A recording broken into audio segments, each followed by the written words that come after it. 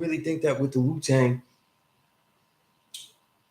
traveling the many places they went, some of them realized they just couldn't do it. You know, they're older, so they have to be judged differently than us, though. You know, after a while, people get older and they realize, you know what, this really isn't for me, like the actual continued life. And this is where the point that I was getting at, because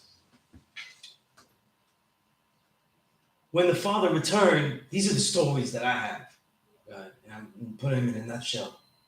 And these are a lot of elders, you know, Wise Jamal, Dumar, Infinite Al Jamar, who else? Allah B, you know what I'm saying? But whatever he saw, because he was locked up for a lot of it. You know what I mean? Firstborn Prince, multitude, you know, Knowledge Me, you know, who am I haven't even to Dr. Janelle, you know what I'm saying? A lot of people, they were like, well, he died, so in their mind, they couldn't get over it. You know what I'm saying?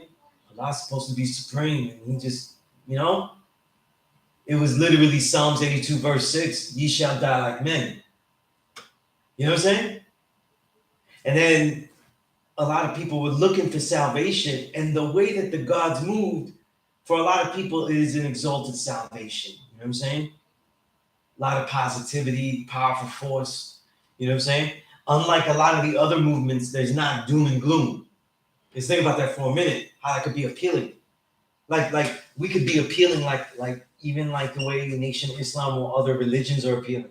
Because unlike other groups in the street, they're like, yo, we gotta go out against Whitey immediately. Gotta get the gats, you know, we gotta do everything. By any means, tomorrow's not gonna be here at all. We just gotta go out for future. That's not what the father was teaching. The father was teaching life. He was teaching real life. You know what I mean? And then everything that he's about is the opposite of how he returned. You know what I'm saying? In many ways to people. So you lose a lot of people. You know what I'm saying? It's no longer that fad. It's not giving you that immediate thing. Now it's all your work. But when all these years come in here and I see these elders always here, the gods always here, all trials and tribulations, God. And honestly, the trials and tribulations that they go through are like what we went through, what we going through, times 20. You know what I'm saying? So they relate, they understand what we're going through. But why do they have like a happiness to them? This is what I've always the knowledge to. Why do they have such a happiness to them? You know what I'm saying? How do they have this glow about them that's a little different than other people that are their age now? You know what I'm saying? Whether it's our parents or relatives and things like that. You know what I mean? It's this knowledge of self. That there is something that they can study that is going to show them something about themselves that they can do. You know what I'm saying? Just like when we used to have to write letters, we used to be given, when I was learning, when Knowledge Me, we used to be given letters that were sent to no one in particular. Like the ones, all the letters that were sent to the school and not to a particular person. So like now, if it's addressed to Sunez, I'm going to get it though. But there's a lot of ones that are just generically sent. You know, they don't know who to ask. They don't know who's here. They don't know anything about that. They just want to know, I heard knowledge of self here and I just sent a letter to the school. We get those. And a lot of the people that I know ended up being in those letters that I would come to know, right? They'd be in those letters. What do you say to people like that? Or what do you say to people that's doing 40, 30, you know what I mean? The football shit. What do you say to them? Like, what would be the worth of learning things? You know what I'm saying? Learning things that might not be useful for this world. You know what I'm saying? But then therein lies, though, where the degree, right? Where the degree really comes into play, that knowledge degree. You know what I'm saying? That no matter how much you learn, right? There will be something applicable to expose something within you that was never there before, that was never realized before. You see? That's all that there is. That's it. There's nothing else. You see? And then it becomes something special. Because you reading the book, whatever particular book we're talking about, though, there is a high chance, an extremely high chance with knowledge of self, that it's going to draw something out within you that never existed in this universe before. And that's the perspective. So when a person's perspective changes with all things, then he realizes, like, listen, this life is going to be hard no matter what. This is the conclusion that they came to. And then after all these years, right, let's say the 23 plus years I've been seeing these gods as they were aged and now they're older, right? This is the conclusion that they came to, that they continue to reveal certain things. So it doesn't matter for a lot of them the station that they're in life and all of these things. You see? I think that's something powerful. And it's funny because it's what everybody's religion looks for. Something to make a regular daily life worthwhile all the time. And then people, they'll be okay with their religion of Christianity or whatever it is because that worth comes in another plane of existence, right? The plane of existence when you return. But deep down, though, every religious person, though, wants that salvation, that feeling that they'll call salvation that I just explained to be right now. They don't want that shit later. They want that shit right now. You know what I'm saying? This is why I say, God, like, you could lose everything or you could never have anything that you really, really wanted. You know what I'm saying? But what they can't take away from anyone, though, is the work, the building that you did, then the creations that you made, and then what happened with those creations and what it did to you. Nobody can take that away. I'm saying that from someone that has a stack of them. Nobody can take those things away, and they compound by every last thing. You know what I'm saying? Exercise more, the body gets stronger, it has more resilience to study, to read, to have the discipline, right? The stronger your body is, the stronger it could negate laziness and rest. And what I mean by laziness is that idea that, like, listen, right now, I'm not sleepy, but my body isn't strong enough to do that type of work. I just watch this as opposed to read that. It's not quite that strong just yet. You see, that's what people do all the time. I think it's time that I watch this game. But yo, I love sports, right? If you like more than one sport, then you're watching sports all year round. You know what I'm saying? So if you like basketball and let's say baseball, all year round, you got something to watch it then. You know what I'm saying? All year round. So the stronger your body gets doing these small sets continuously, vigorously, right? Then your body isn't tired anymore. So you either say, maybe I could do more training or I could use this energy for something else. And now you get what in, what's the name of the book? It's one of the great self-help books. As a Man Thinking? Not As a Man Thinking. Think and Grow Rich. Think and Grow Rich, right? I love As a Man Thinking. So the number one book that Savior Knowledge used to make me, he used to say, before I started teaching my class, he was like, dig this, God. You got to give this book to every student that comes in. All right, you got to go make them get it. You know what I'm saying? And I used to print them up at my jobs. I was working at a printing company. So I was at a transcription firm. So I was using copiers to print up shit crazy, right? But Think and Grow Rich. A lot of Napoleon Hill's ideas in that book are from a lot of ancient spiritualities, he said, particularly Kemet. And he was this idea of transmutation. Because remember, I was like, how the hell is he writing about that? And he's writing about this. This guy was a hustler. If you ever studied Napoleon Hill's life. So he was all over. He was writing about, he said, let me get into Egyptology. He was doing whatever. So the hustle became, he was hearing these rich people, and he was like, yo, I think rich people, most people aren't you. I think people would like to know what rich people think about things. You know what I mean? And they can use this mentality. So he started writing these things down, and he combined it with other things. And one of the main things he talked about is transmutation. So for him, the transmutation was anytime you want to do something, you want to have frivolous sex, you want to just watch TV, you want to do this, you want to do something that involves energy, but isn't that productive in the long run, right? He said, use that energy and transmute it into ways of making money. So your mind is working heavily and thinking, transmute it. Write about these things. Write about making money. Do it. So that transmutation idea. But that's what happens in all things when you have massive energy. So when you have, that like when we look at the babies though, that's all that they're doing. Because they don't know how to reserve the energy. They don't know how to like conserve it. Like we're done for today. I have lots of energy still, but I'm gonna conserve and then get myself to a resting state and I go to sleep.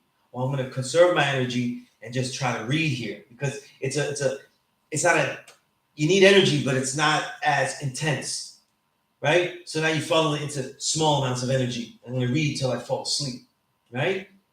Now the child though, they finished it. There's nothing left to do with this game. They got tons of energy. They throw it to something else, right? The babies are the greatest. They don't have no shortage of energy. It continues to amount, right? But we're learning these things, right? We're learning how to control the energy, all these things. We're adults, right? But transmuting that energy, though, is still the problem. You know what I'm saying? Even when we have massive amounts of energy, we quell it some other way. You know what I'm saying? And this is the key. This is the key because when people are looking for something that's worthwhile in life, it's about drawing up the energy. Even in Chinese, when they deal with Qigong, energy work, they say that you gotta imagine that Qi. So you gotta see that the Qi is there. You gotta know the Qi is there, but you gotta imagine it. Like, where is it? Then you draw it from that dantian, right below the belly button, right above the waist. And then you circulate it around everywhere, right? Everywhere. Lao Gong cavity, get the energy, right? And now you're feeling it. Now the heat is a conduit, an awareness guide of it, right? But where's that energy going? So it's about collecting energy. How do you amass that energy? It's like everything. You got to put some to get some. So when you look at that training, you say, listen, I want to do these other things mentally, not just physically, but mentally. All that training, all this working out, for what? For what? It's going to be used mentally as well. You see? These are things that the original man knew back in Kemet that they ended up learning in Greece too. They talked about it even in Greece. They talked about it. The white man talked about it. They talked about, I don't remember which one it was, but they said the same thing. They said, strong body, strong mind. That means when the body is strong, the mind thinks strong. You see? And then we had the clues, right? Get rid of swine because that's causing the brain fog and shit like that. You know what I'm saying? Weaken the body. But then now we got to strengthen our body. You know what I mean? But the motivation of all things, God, is coming from the energy that we have at that moment. No one, God, that has massive high energy is likely to be depressed. You see? No matter how fucked up the situation is. They'll still look at this. Yo, God, so many things happen to me. I'm still like, yo, still did that shit though. You know what I'm saying? Still did that shit. That's why I tell everybody to have a calendar, have all of the things that they did, the failures, like have a calendar and shit like that. I was talking to my daughter. She's 21, right? And I always remind her, like, because she's a chef, she's learning to be a chef. But I'm like, yo, don't forget to read. You know what I'm saying? Just read things, you know what I'm saying? Because we got all these things, Netflix, everything. And she watches good things. She gets me to watch things. So it's all quality. It's still quality art. I'm all with it. But I'm like, yo, you got to read and everything. I said, well, I'm not reading like you. And said, not too many people do.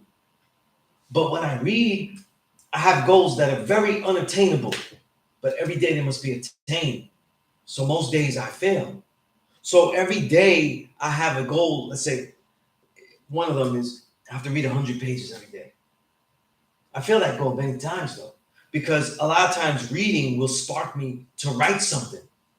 And I can't just put it down. I got to write that thing. So then now I took the time for writing. You know what I'm saying? So I have to balance the focus of creating and then the focus to stay reading in the page, right? So it's difficult to do. I fail a lot. There's things that you fail all the time. You know what I'm saying? But there's time that you make for everything. So that calendar is crucial. That's why the Father had us build with the day's mathematics, though. Because if you think of the day's mathematics, you say, what's today's mathematics, God? Wisdom, understanding. Wisdom, understanding. I have to have wisdom that leads to attaching to understanding. The person's way of speaking brings himself closer to new understanding. Like if you think about them like attached goals, the person that speaks about all that he has learned very articulately would lead himself to more understanding. And people that, like myself, that have had that blessing to build in front of a lot of people, more understanding comes the more that you build with what you know. It just does. That's why when you see yourself building with the youth about this knowledge, sometimes you'd be like, yo, I gotta write that down. I told the kid. I told this kid some shit. You know what I'm saying? And you never said it like that before, but you needed to say it to him that way, and it came out the way it came out. Woo! You know what I'm saying? Power. It boards power, right? This is the thing.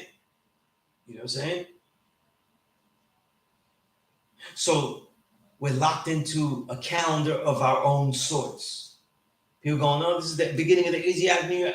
Yo, if you see, I love all that stuff, but I don't give a damn about any of that stuff. I care about how you're planning with whatever calendar you want to make. You want to make a calendar? The Asiatic calendar is a builder's calendar. There's no dates on that. There's only things that happened. And if something didn't happen, the calendar spot is empty. That ought to tell you, though, that the Asiatic calendar for you isn't just a plot of other things that happen, but your events. You know what I'm saying? Your events, what you build. Because, right, if nothing happened, that shit is empty. Asiatic calendar don't have no, this is the fun day. This is this day. You don't have that. It's just a list of events throughout time. And that builds the Asiatic calendar.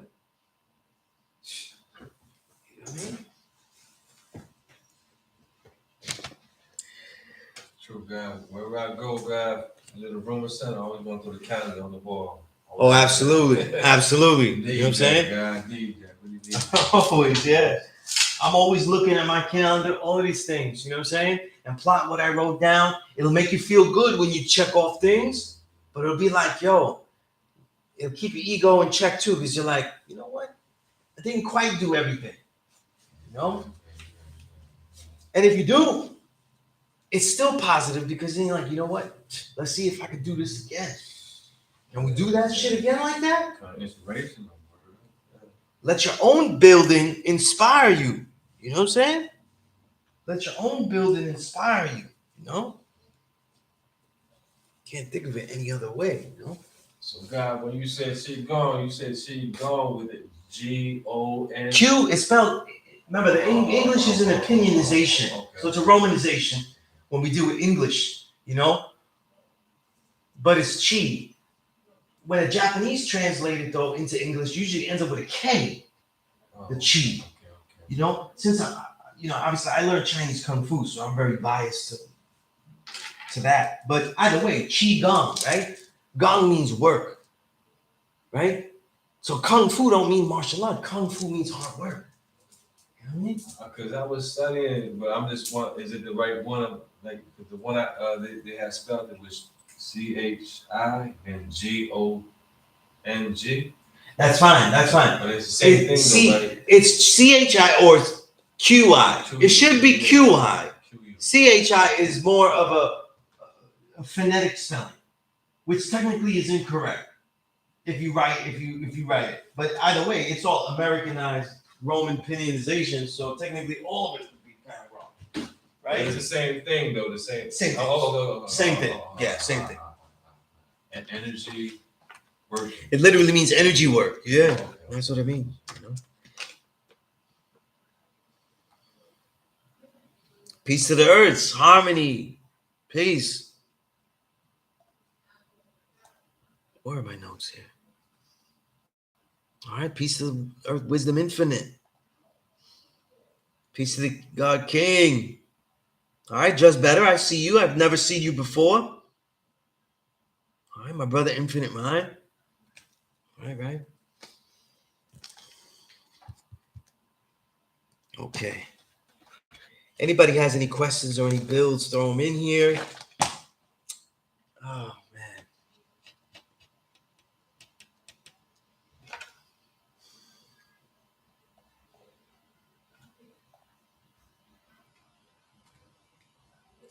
One thing I'll make a note of, right? Of the, I want to give I want to give like a first part of this build.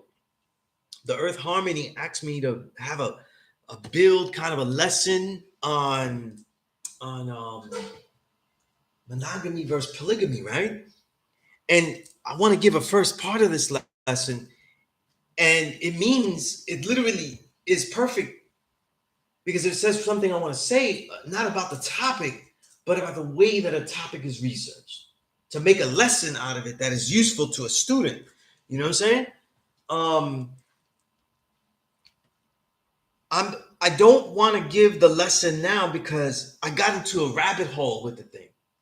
Because I started collecting books, right? And I never collect just a few books. I probably have about 10, 15 books now about different subjects, right? So here's the thing, right? So when we're talking about this, right? Today we just talk about the concept of researching this and then how someone would make a lesson out of it. Why do I do this though? Because all of us would be pure righteous teachers. There's a lot of students that are older, right? But even when the young ones, I always like to build about how I'm actually teaching as opposed to just giving the said answers, so-called answers that I'm going to give. You know what I'm saying? I want every person that I build with to know exactly the techniques I'm using to build with them. Because the first thing I ever told anyone that came into this classroom was do the knowledge to how you were taught, who it is that's teaching you, and what is it that you are learning? What is it that you want to learn? So that you can learn how you learn and what you learn. And I learned later that this was a big thing with the Sufic orders. You know? The concept of learning how to learn, how you learn. You learn how you learn. You also learn how you might be fooled. You know what I'm saying? Our people, for example, if I generalize, our people get fooled by entertainment, right? They get fooled by song. You know what I'm saying? So you said Sufi? Sufic orders, right? Sufism, right? The Sufis. Because it's not, that's a branch of Islam that was more esoteric. You know what I'm saying? So there was some of these orders, though, where they had famous individuals that were burnt at the stake, killed, like Al-Bastami, who said, "Oh, I." And that meant that I'm God. That's all he said was, "Oh, I." But that was enough back then. Language was deeper, meant more. You know what I mean? And there's great many poets, many ideas, and people like famous poets that, you know, grafted people be quoting to sound, you know, like they learned it. You know, like Jalaluddin Rumi, R-U-M-I, Rumi. They always say, "Oh, I love Rumi and stuff." But these are all poets of the Sufi world. You know what I'm saying? Same places where polo comes from, right? Because some people try to tell me polo is a European sport. It's not. It's from Persia. You know what I'm saying? It's from Persia, right? How's a European sport for theirs if it's got a horse, right? I like polo too. You know what I'm saying? No, I'm just thinking like people don't think. They always talk this pro Africa, they always pro black, but they're not thinking like, yo, Europeans don't have no horses. So an old sport wouldn't have had that from the origins. You know, we gotta learn our history. You know what I mean? Things are appropriated. So when we use them, we can do whatever we want. You know what I'm saying? Because it most likely was appropriated before we took it back. But I digress. Going back to this.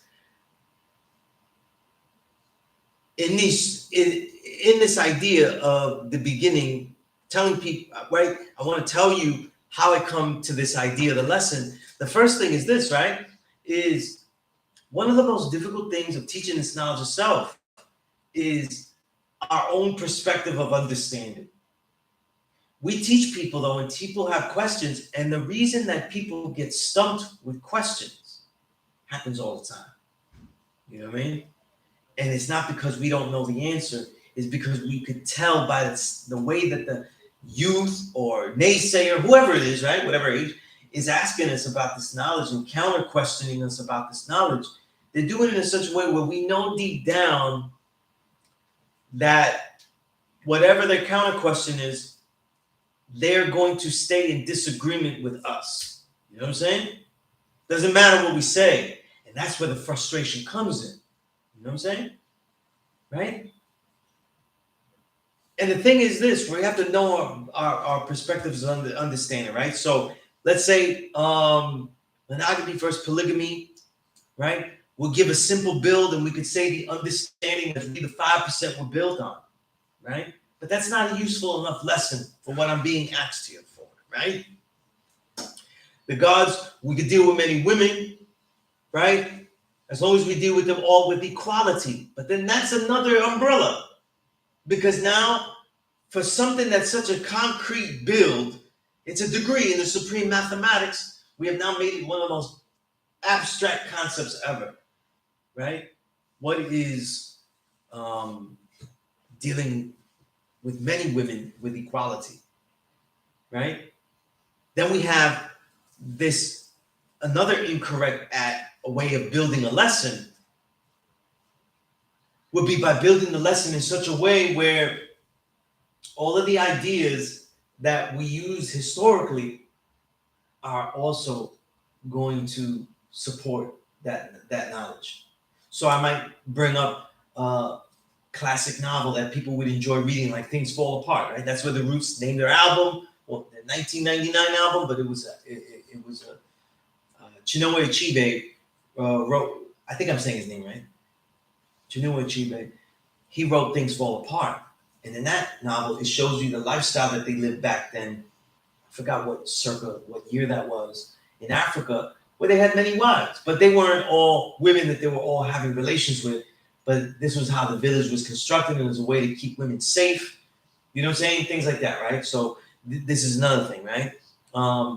But then most of us that get the knowledge in these urban areas, right, and things like this, we're not going to be able to do that just on wealth. Like we don't have the wealth to say, listen, these women care for me, and I think I could just support them easier like that. That's very rare. That's, you know what I'm saying? We're not going to be ballers like that. You know what I'm saying? The truth is that, well, like all the women, and I can say from my own personal experience, the women I was trying to making earths and didn't work out and had children by and stuff like that, it was always on a thing like, yo, I'm a writer. This is going to be a war of revolution for the minds, though. And it'll be tough for us, though, to capture many minds and stuff. That idealism obviously has fallen through in these relationships I had, though. But they didn't fall with me, though. I still have the same idealism. You know what I'm saying? But we could use things like this to give a perspective. You know what I'm saying? Or that the man needs to have many women, right? Some kind. We don't even go with science. We just go with biological feelings. You know what I'm saying? Anecdotal consistency. You know what I'm saying? Anecdotal meaning this is what you just know, like what a lot of people have said, though. But it's still what they said, though. You know what I'm saying? Right? And in that case, what gives credence? You know what I'm saying? But then I look, though, that in this subject, though, there's more to be uncovered here, right? One is, though, as we look through this subject and the lens of a 5%er, is that we do have these pressures. I told one of the gods that there's a pressure to being a 5% young man because we have this universal flag and it has the sun, moon, and stars. And a lot of people aren't like, they don't get it like me. They're not around elders. You know, a lot of people got this knowledge among peers or slightly older peers. Now, I was with those slightly older peers that had it a very long time. So they might be slightly older, but they had it a way longer time, right? Like I always mention, because everybody knows who he is, especially online, the Dark Him, right? And I spent time with brothers like him, but I spent time with a lot of elders, like older men that had the knowledge and stuff. You know what I'm saying? And their particular pressures was, wait, if you have one, you got to keep the family, you got to make this flag. This is a real pressure. And I tell students not to be under that pressure to make the flag, but it is a worthy, it is a most worthy goal in life to want to get there. You know what I'm saying? And it shouldn't be disavowed if you can't or aren't willing to do it now. It should be something that you work toward for and keep it in the sights. But that's not the way I was taught. I was taught that you gotta go make that family. You know what I'm saying? And so I probably made mistakes though, working too hard to keep the flag intact. In other words, now it becomes an imagery of a flag that isn't really there in my own life. Peace. Peace, God. Peace, God. Right? So that's also something to think about in this conversation or in this research of monogamy versus polygamy. Then you have all the other things, polyamory and all those other things, right? Where women just be rocking with one, which is crazy. We'll deal with that too. But what's interesting is that now we have those perspectives. But then I go into the history of it and I start to uncover even more. So we can have now the perspectives of how people deal with it today, right? So there's many books like that. So now it merges into sexual identity as well. Because now part of the way to rip the consistency and reality of sexual identity, you're an original man, loves women, right? That's you. That's right. Now you're a label. You're not a regular man. You're a type of man that just likes women. You see what I'm saying? See how we just made you and we made the anomaly of everything else equalized. See? So you being normal, because that's how life continues, because of what you feel and how you are naturally, we have to make that anomaly. That continues, and now all these other sexual identities that are made up, that people literally have to do something to make it actual. So it's not that natural. You actually got to go do something to make it happen. You know what I'm saying? Right? You have to declare. You have to change a certain thing. So it's funny that they say that there's no social constructs, but some of these identities are actually only real if you construct yourself socially. So I have to construct myself looking like a man or like a woman, and it's that confusion that now makes me this new identity. You see? Because watch, in a few years from now, when their identity is completely like, where everybody's, when you're confused, you just say, yo, what up, Dave? You just go, what up, Dave? Right? That's what they want. They want that. And now when it's normalized, they're not gonna feel so great with it. They're not gonna feel so special. You see what I'm saying? Especially because now you live a life of confusion. Right? So now that also affects the lifestyle that people live with their mate, with whatever mate that they choose, because it changes the way you choose to mate, changes the way you live. And now there are many books, though, that are trying to topple all of the consistency of what a family is, right? Man, woman, child. So then now they embrace the other thing. They embrace polygamy, go against monogamy automatically as a rigidity that constricts the identities, the sexual identities. And so now there's a lot of books about what it ought to be now. What's the direction? So I collected some of these books, right? Many of them are going to be very Euro, so I know I'm not going to find much credence in those, right? They're going to be very Euro, so I'm not going to get too much out of them, but I want to collect them, see the points that's being made, right? Get a little bit of everything. But then now you have this too, that people that will go against one or the other, polygamy or monogamy, both. There are books that are for or against. They do it on a grounds that is very important to us. They do it on grounds that historically this hasn't been the way. So now you have scholarly arguments about the history of it and where did it come from. And this is where it could be very interesting, because what most of our people have become conscious to is what they think ancient Egyptians did. So they think that 36,000 years ago, every single person was wearing the same cloth, the same kente cloth, the same thing. They did the same thing every time. So that's what they're going to wear, right? They're following the glory of what they saw as a culture. You know what I'm saying? Right? And it's, I always say, the anytime you research any type of history that's before the white man's existence, demands a historical lens as us as a reader to think beyond any of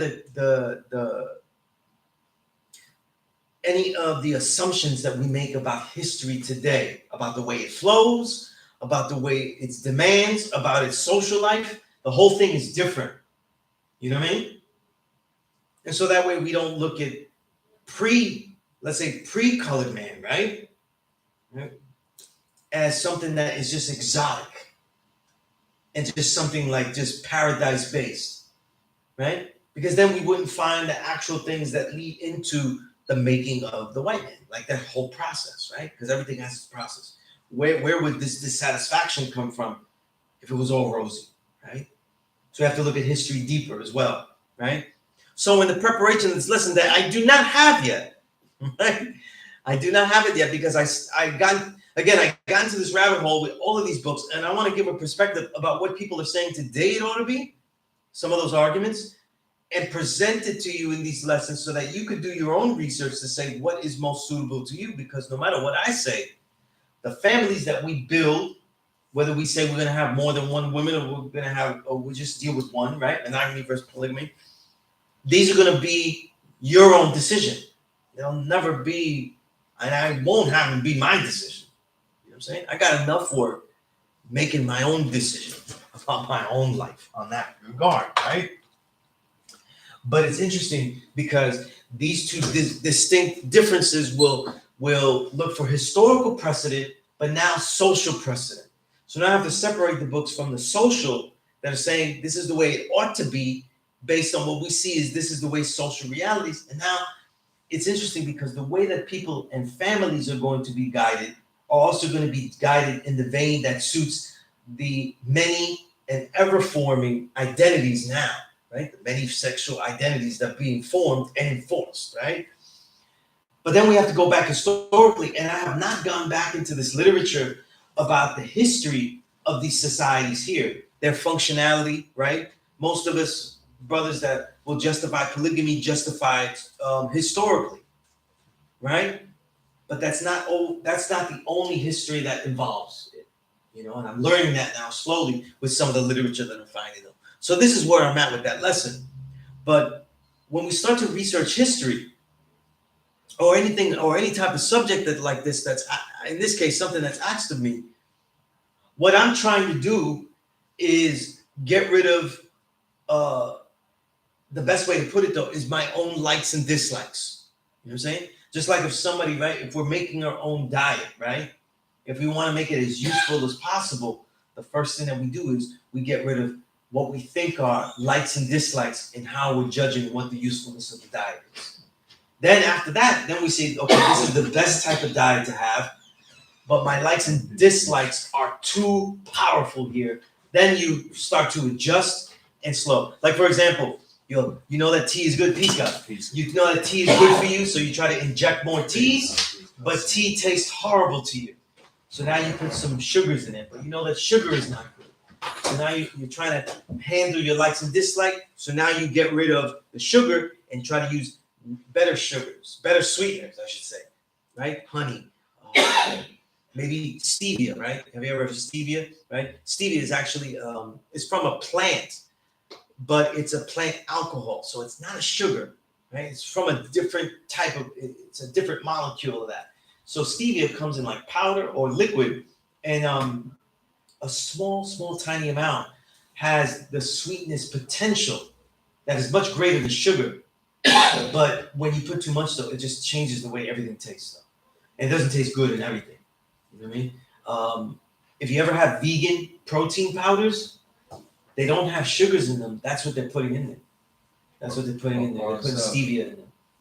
Recently, I just got onto the sugar cane. I mean, that's sugar, but that's raw sugar. I mean, that's good, right? Sugar cane. It's better. It's better. But the amount of sugar that you put in you is always going to be a problem. You know what I mean? So you always want to measure. You always want to be strict with it. Is what I'll say. You know what I mean? Yeah, is what I'll say. You know? Does that make sense? How I hope that with that question, the lesson continues, Harmony. And so now I'm going to go into this rabbit hole of the books and actually start researching the books and then splitting them apart between those that are just not historically based or using history to justify the position, and then just based on social, to where society's changing. And then I'm going to go into find some real history on it. Because even then, when we read about ancient civilizations, they don't really go into the daily life of what people were living. There are some books, but they're not that detailed. You know what I'm saying? we still have images of just people wearing a kente cloth and things like that. Like we don't really know how they ate, like what was dinner like, like the way we think of this now. You know what I'm saying? A lot is missing in these things, And I think I always say this again and again, but I think that for us Black scholars, we're so focused on father of civilization. I put it like that. They were focused on father of civilization, that they focused all the studies on finding out, like, we did this before whites, we originated this before whites, we originated that, and they did a great job. But then they finished, and they didn't go the next level. Like, okay, so how do we do all that? And then how did it spread to all the other indigenous peoples? How did it spread to this day and time? You know what I mean? And we didn't continue that scholarship. That's why I say, like, especially with young people that study, you gotta let them know that the scholarship is to me is in an infantile stage. The scholarship of our history, it's in an infantile stage, because when we study the Egyptian mystery school system, that school system, in my best research, wasn't about teaching white folk. That's not how it originated. When we read Stolen Legacy, right? George James Stolen Legacy. When we read other books about the Egyptian mystery school system, right? I'm forgetting his name, but he was the disciple of Cheikh Diop. He wrote the Star of Deep Beginnings. At least I remember the name of the book, Star of Deep Beginnings. No, not Sertima. No, it wasn't Sertima. Charles Finch. Charles Finch was his name. Ivan Van Sertima, right? Who was a great scholar. He asked a lot of questions for the continuance, though, right? But when we look at all these things, that continuance of continued questions, that's the type of way that, to me, best teaches the youth. So you show the youth all that there is, though, but it's always important to, with every subject that you teach the youth, always show them that not everything is known about this subject. You know what I'm saying?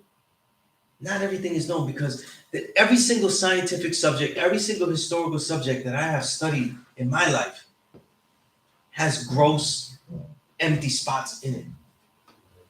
Right? It has gross, empty spots. People have not researched them, and you think it's all done. Like, you found it, and that's it. And that's where they have to get the mentality, like, yo, there's more to ask. And part of that, being a scholar, isn't by going to some university first and getting to look at some digs and stuff. It's about asking the questions, right? Like, I give the famous thing, one of the best examples, Cheikh Diop, when he was doing African Origin of Civilization, one of the reasons he wrote the book and started to study that field was because he's from the Wolof tribe. And when he saw the way the Wolof tribe wrote their language, it was very similar to the way, I'm forgetting the name, a lot of not the hieroglyphs, but something else was translated. Because what's that? There's a name of a glyph that's half hieroglyphs, half Greek script, and that's what they've used to translate everything, because they know the Greek script, right? A lot of the translations of that are very similar to the Wolof tribe language. So he realized this is one of the connections that shows that African origin. He started to do more ideas, a lot of genius ideas in that book, but this is what sparked them. So he was looking at what he was coming from and then seeing the connection. But a lot of our histories don't have good connections. You know what I'm saying?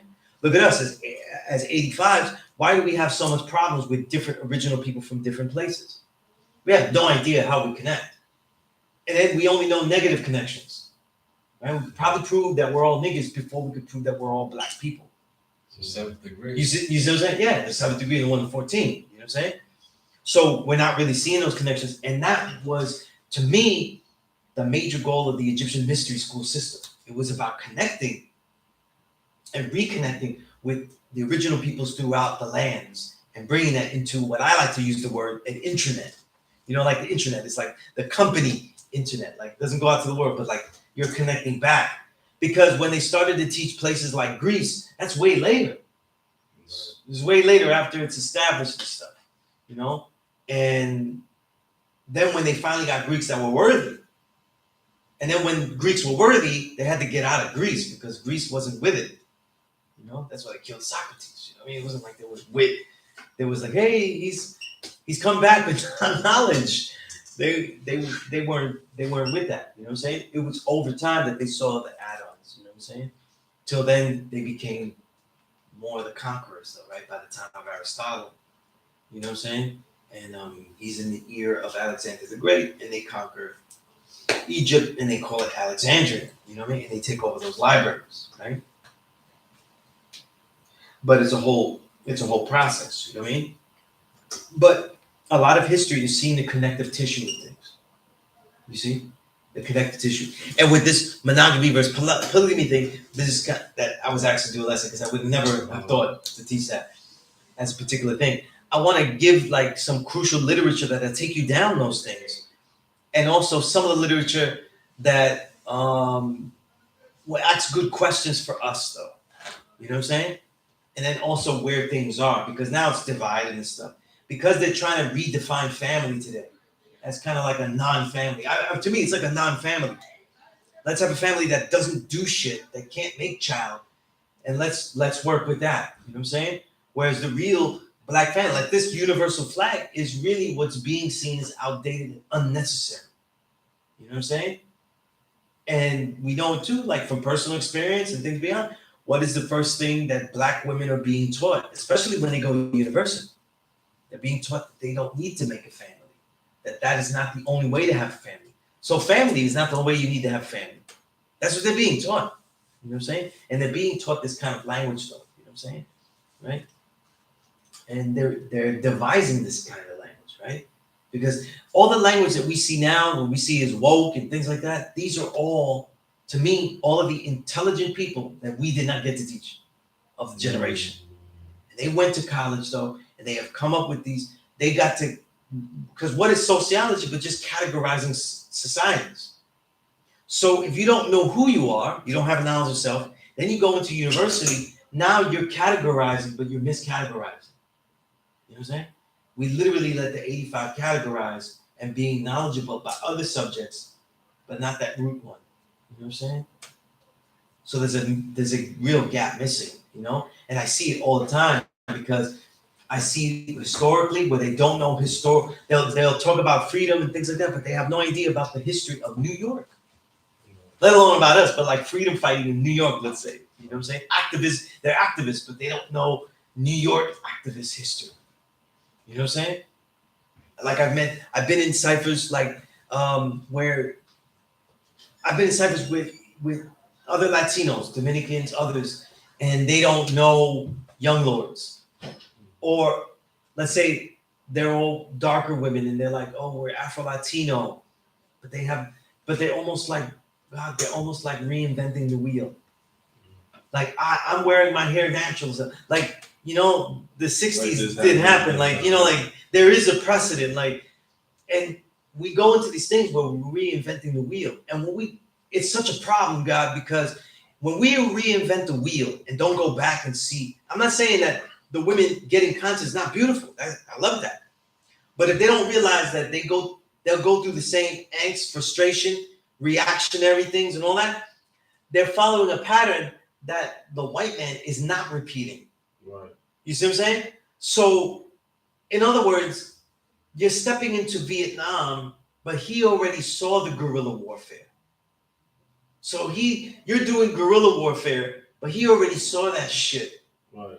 You know what I'm saying? So that shit is not that new to him like that. You know, it's like, yo, we're gonna do guerrilla warfare. But which one? Because they had experience though, and that's why Vietnam, in other words, lasted so long. They were like, yo, we need to learn more about how they're doing this. You know what I'm saying? The rootsness, how far they go. You know what I'm saying? Right? The bounds, right? The underground systems and shit like that. We need to know about this. You know, we don't know enough. Send more people in, though. Get more recon, more info. Right? Like I always tell people, the longest chapter, nearly double the next longest chapter, almost double in the art of war, is the use of spies. That intelligence that you gather is more important than like the fields you battle on, all of that shit. Because in the end, that's all bullshit. If you get the minds and the heart. When I took military history, you know what the first thing they said? They taught. I'm thinking like, yo, see how they shoot these people, all that kind of shit is gonna be dope. It's gonna be like fucking G.I. Joe, but with history and shit. No, the first thing was like, You got to win the hearts and minds of the people that you invade in. Think about that shit. Back to the minds. You know, it's always about the hearts and minds. When you lose the hearts and minds, then it's time to go. You know what I mean? But if you get the hearts and minds, you can do all types of shit. You know? We're here to go get your freedoms and shit like that. They'll be getting killed by America, Right. but they're like, no, but they're fighting for us and shit like that. You know what I'm saying? All the while they're destroying you. You know what I'm saying?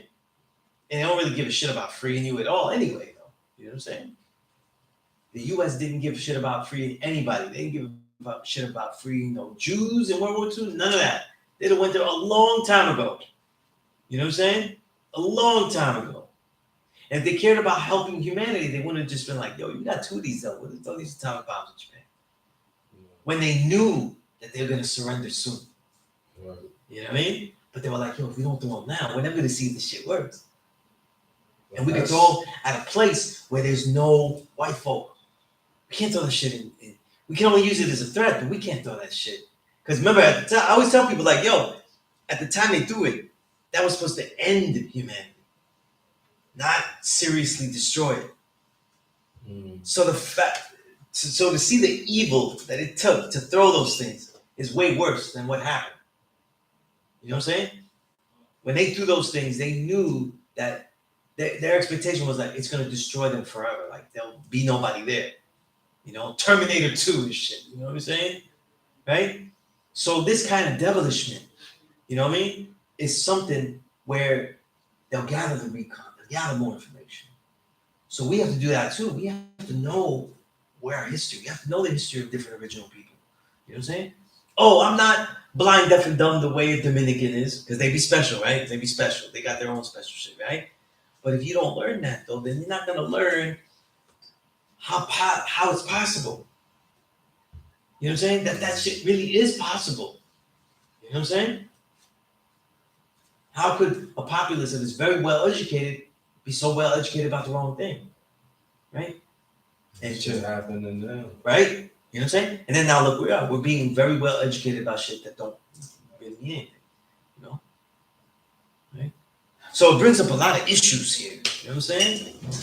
Like a whole can of worms in my life that Harmony has opened by asking me this question to make this lesson. I seen some shit online too, and the person was like, yo, this is like real first world privilege type of shit that we be talking about. It's like right, yeah. People all over the world dealing with real harsher shit, and I really doubt they talking about or arguing about monogamy versus polygamy or gender roles and shit like that, because they trying to figure out where their next meal gonna be, or getting clean water and shit. Yeah, this is not. And here we are talking about, you know what I mean? It matters, but they're doing things to have the family unit. Talk about this to have the family unit working and viable though is a matter of survival. Right. You know what I'm saying? To get back, and when families are broken up, they have to realize that they always have to go on, but it's not ideal. And the fact that you keep it in your head that it's not ideal is always what could get you to the best part. You know what I'm saying? It's like, let's say somebody, not eating swine, but let's say somebody's not eating the right foods, they're not eating good foods, but that's all that they can get. You know what I'm saying? And every day they look at this shit, it's like, you know what? This isn't the best food though, but this is all I can get right now. What happens though is that every time they encounter their mind is always asking the question of something better, then you know what's gonna happen? They're gonna be in that store one day and be like, you know what, this is $3 and that's on sale, and that's fruits on sale. I'm just gonna go do with that. But when they're not, their mind is not looking at that. Their mind is not looking on that. You know what I'm saying? They're like, yo, I gotta be rich to get this, or I gotta have that. So forget about it. We're not even gonna. No, you have to be comfortable with what is better in the back of your mind, though. So there has to be a contentment with how far you've gotten, but an awareness of how far you could go. You know, especially an awareness toward the better. You know what I mean? But instead, we have more like, it's not even necessary. So I'm just gonna live like that. Black woman is like, well, I don't need no man, and things like that. Doesn't mean that they shouldn't be out there looking for a man 24/7. You know what I'm saying? They shouldn't be doing that. Like, that's a little bit exaggerated, right? but they should always be aware that their child is missing something, even if you're not. You know what I'm saying? And that's the problem. You know, a big example. Have a detrimental effect in the future. Absolutely. But a lot of people don't got foresight. That's the thing I feel like I'm realizing with humanity. Because it's like we do so much shit to damage the environment, ourselves, our minds, all that. But we just be stuck in the moment of it or the entertainment of it or whatever. And it's like, yo, you damaging yourself, you damaging the babies. Niggas just people just really don't even fucking care about that part of it. You know what I'm saying? So distracted. But it's I don't know, bro. Like this shit gets spooky to me because it's like, yo, it's 2023 and people still ain't figured it out. You know what I'm saying? Yeah. You know, certain women or just, the topics that be online and shit. Someone may mention that, being traditional is boring. And it's just like, damn, yo. Right. At what age are you okay with being bored? You know what I'm saying? Or you shouldn't even be bored. You know what I mean? Mm-hmm. There should be something going on that you don't get to the place of boredom as an adult. You know what I'm saying? But to be like being traditional boredom. That's you know what's interesting crazy, too is that people don't decide the type of life that they want based on the macro. You know what I'm saying? Peace, God. They don't decide about their life based on the macro. So like when we get knowledge, right? We say like, listen, we always say, we all have it in our head, like what type of woman you gotta be like, what's her mentality, how she's gotta look attractive. Like, we have our own thoughts about each of those things, right? But we also think like, yo, this is also necessary to our future, right? The nation, the history of this, the future of the Black nation. It needs this type of family. Like, in all these things about identity and sexual identity and all this kind of shit, right? I never hear people say like this, though. What's the future of that? Right. How will you see this future? Like, how would that work? Well, it could work because it's working with me, and that's not the answer. That's not the right. You're already. That's not an actual answer. What you just said that it works for you. Just like when you say the bullshit diet that you have works for you. Because we don't answer diet questions for a whole populace, for a whole reality. You know what I'm saying? We answer them badly. You know what I'm saying? Like, we say, listen, I'm going to eat these things, though. And they work because I have relatives and they lived till they were 90 and shit like that. You know what I'm saying? But that's so anecdotal. Because how many people didn't make it to 90 because they were eating that? Do you have those statistics too? Right? Do you have those? You basically have an anomaly next to you. And then, when they say that shit, they live to, and I'm like, I don't go with none of that though, because all I saw was elders living horribly for about 40 of their last 90 years. Yeah. You know what I'm saying? So they lived with problems and they weren't doing anything. They were pretty much sedentary for 2/3 of their life. Not, after 50, not really doing much after that, and that's it. I don't find that to be something I'm aspiring to. You know what I'm saying? Yeah, I don't see that as something I'm aspiring to. You know what I'm saying? Now, if they was eating healthy, they probably be extra longer. Yeah. See, the thing is, though, right? With a lot of these decisions about way people live lives, they're not thinking like the way we would think, and I don't expect them to. But the way we think is, I always see in the knowledge degree in the alphabet, the king. You know what I'm saying? We have the perspective of the king, right? In other words, we have knowledge of ourselves and knowledge of the people, and we come to know the way. What is the way of the people? So we have to continually see, like, what do we know about the people? What do we know about the way society is shaping itself, the way it's developing, the way it's moving? We see a leader, we comment on things politically, but we just say based on how it feels for us, instead of saying, how would this impact many people, and was this the only decision to make? You know what I'm saying? Because the larger the larger a population gets, the less likely that your decision as a ruler or as someone that has the power over people, politician, anything, um, will not affect someone badly. It will hurt someone. You know what I'm saying? So does it hurt the people that can handle it? Does it hurt the people that are most could be destroyed by it? These are really the questions you want to ask, right? When it becomes millions, billions, right? When the population becomes that big, you know? This is why, just by default, there's a tendency toward more devilishment the larger a society gets. You see? So it's not just that it went that big, the United States. It's that it has to be that big, it needed resources for itself to give a modicum of life that we understand. And it does that by what? Keeping everything else under subjugation. You know? Because without it though, not every place in this nation will have running water. Not every place will have trucks of food, deliver food consistently everywhere in this country. Just think about that. You know? We see it as like, yo, there's a lot of food in the supermarket and shit like that, but they don't have the shit that I want. Mm. We think of it like that. But if you think about it, if you go to the supermarket and say, yo, this is a lot of shit. A lot of this shit is getting thrown away too. Yep. But it's giving everybody the opportunity to pick what they want. You see? But if you had a society that didn't do it like that and just had the best things, then a lot of the bullshit wouldn't work. A lot of the commercials for bullshit food, because like, listen, man, we ain't got no space for that bullshit. Right? We don't got space for the best foods and shit like that. We don't have space for all this stupid ass flavor or this dumb ass flavor of that and shit like this, right? We only got space for this fruit and vegetables and this shit right here, right? But when you go to smaller places, right? I remember I was thinking about this too. There's a MC, I forgot his name, Beneficence, and he wrote a memoir, right?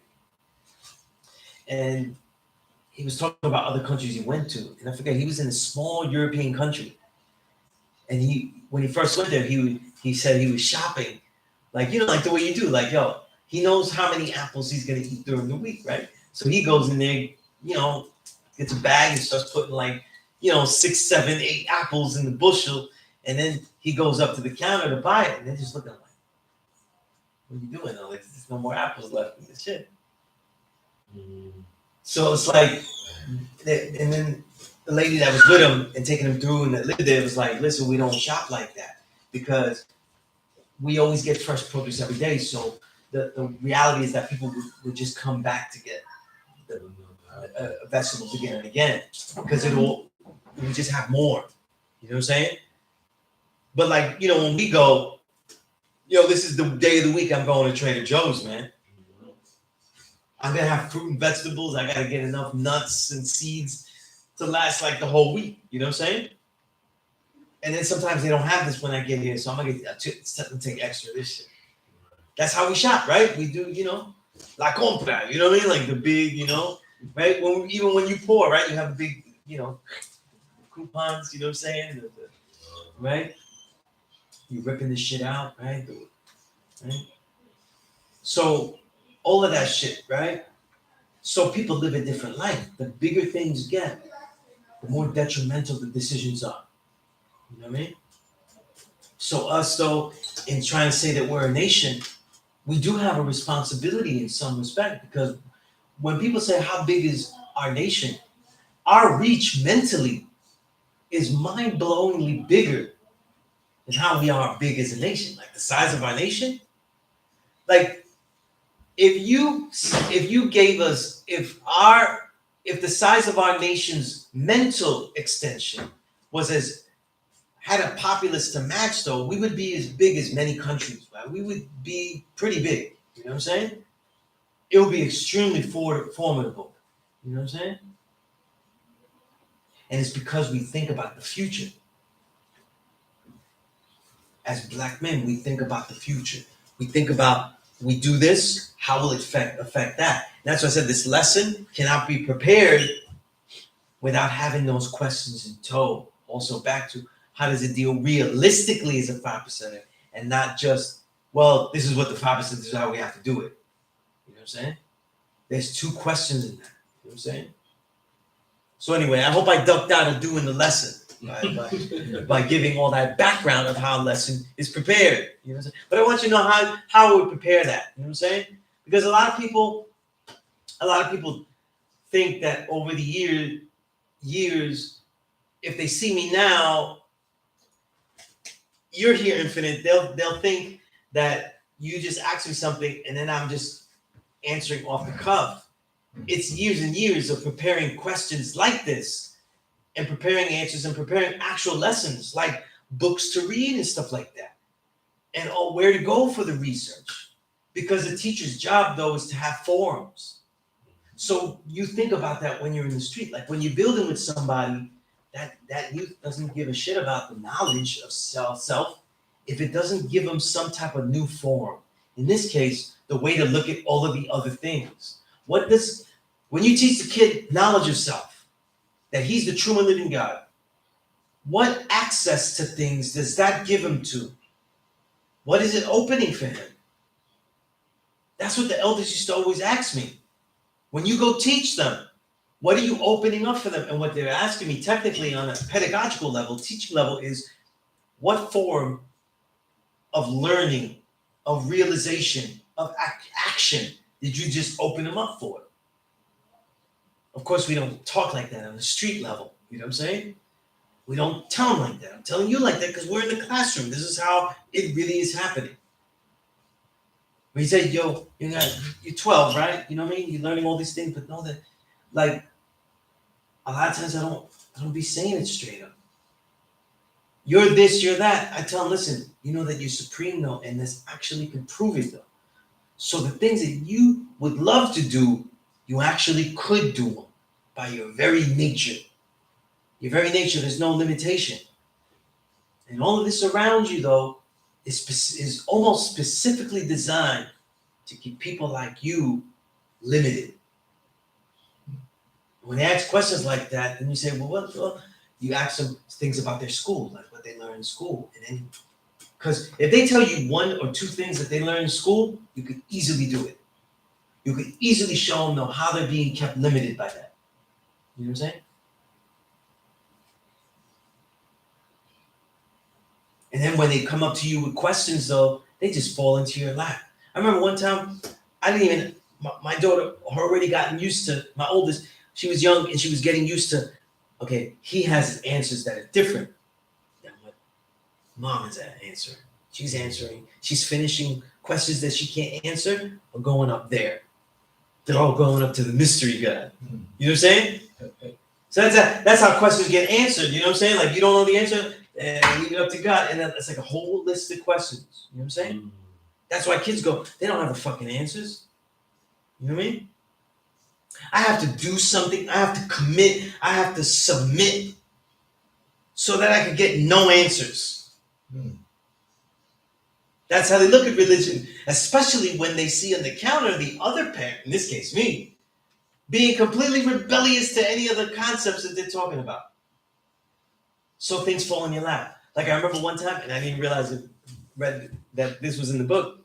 She was saying, she asked me, how come in the book it says here, all of the pilgrims and stuff, like the white people that founded, they all had to live in high mountaintops. Like how they had to build houses on high mountaintops, though. It openly led to like, listen, because they were predatory. They were trying to look out for where the Indians was coming, and they also didn't want to get attacked. So that means that they were already living there in a position of not camaraderie, but in the position of we're out here not only to attack when possible, but we're also got to be aware that we could be attacked, because that's what we're in here for. You know what I mean? And in the book, though, it just shows that they were building things and they're just trying to protect themselves, right? It allows me to teach that, listen, the first newspapers that were made and created were designed for keeping note of where all the Indian tribes were. That's what it was. It was an information sheet. You know what I'm saying? That's in Juan Gonzalez's thick-ass book, great book, News for All the People. News for All the People. Sure, the first newspaper? The first newspapers in America, that's what they were built on. That was the subject matter of the necessary news. What was the news that they needed? They didn't care about this chick was making this guy was doing this. No, they needed to know the Indian movements. And that's what the first newspapers were. In that book, News for All the People, it gives you a history of newspapers, media, but through the perspective of black, brown, yellow. So now you get the real reasons of why certain things exist and why we are portrayed certain ways. It's real jewel. It's jewel of the book. You know what I'm saying? What's the name of that book? News for All the People. I have it digitally, so if anybody wants it. Oh, yeah, I definitely like that. What happened? So I would like that. Yeah, no, it's a good read. It's a big ass book, but it's a fast read. I can't remember reading a book that big that fast. You know what I'm saying? 700 pages or something? 400, 450, something like that. Mm-hmm. So it's a good You can monster. find it on Amazon. Oh yeah, that's on Yeah. Amazon. Yeah. Mm-hmm. That's definitely on Amazon. Mm-hmm. But if anybody has any questions about anything, haven't looked at this. All right, peace to everybody here. Okay, from Halachu. Okay, Sam, I see you. That's peace. Any questions that you have, just add on in here.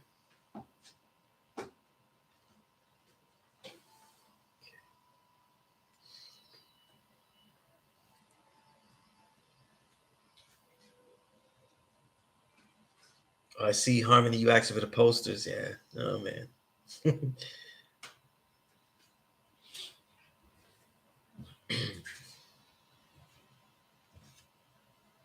Malik, you peace God. You said right discernment, the way in which knowledge is transmitted, understanding, comprehension, the fruit of knowledge, and wisdom, clarity, purpose. Okay.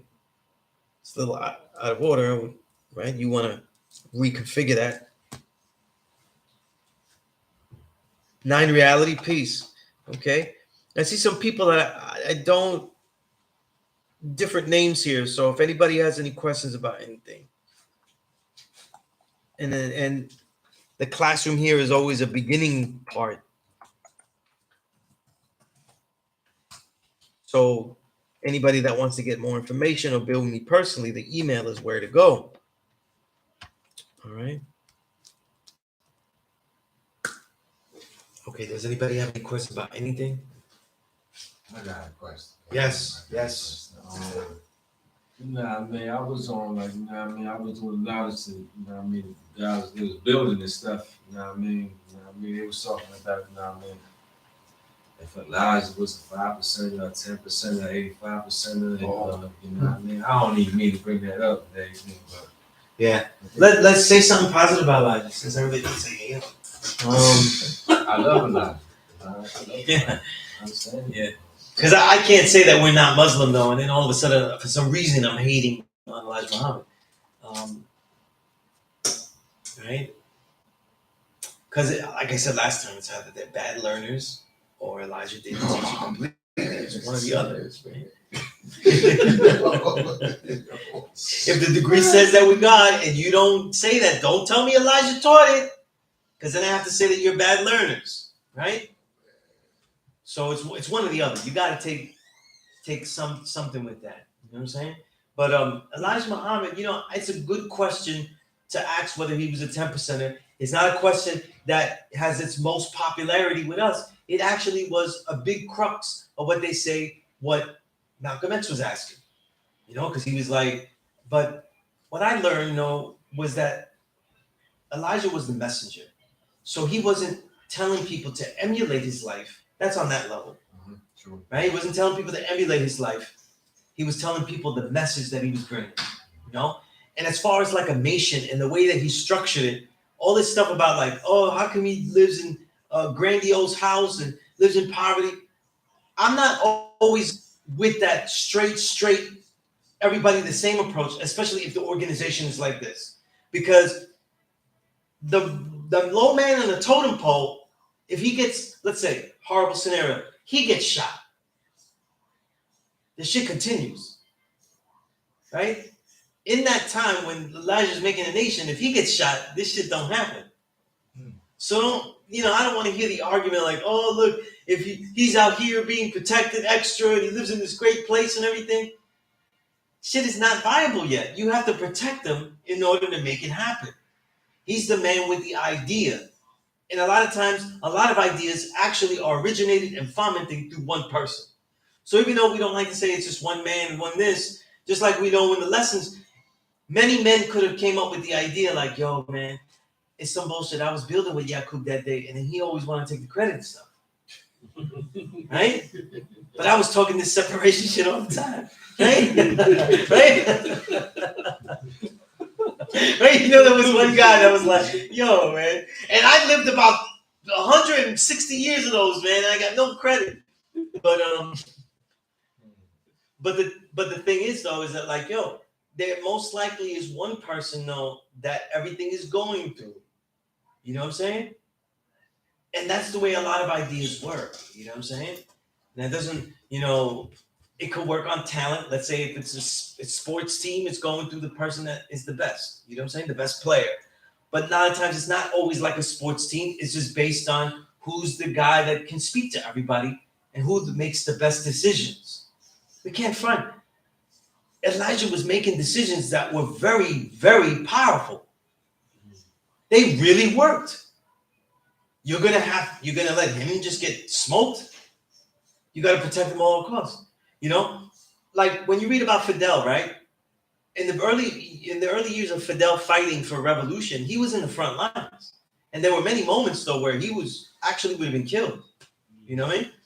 And there were actually moments where they were like, I can't believe this guy's just running all crazy like this.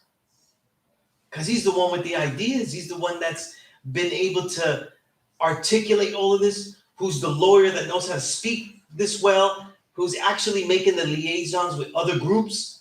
And he has the nerve to go out there running in the middle like that, about to get shot. So sometimes it's not cool that he's out there in the front line. It's actually not cool. Because what he does, I don't know how to do. You know what I'm saying? Just like after a while, that was the problem that Fidel had with Che. He was like, Che's too smart. I don't know why he goes gung-ho like this. That was a big issue. Because like, yo, we need him for too many things. Not just being a medic and but other stuff. He's a leader. Right?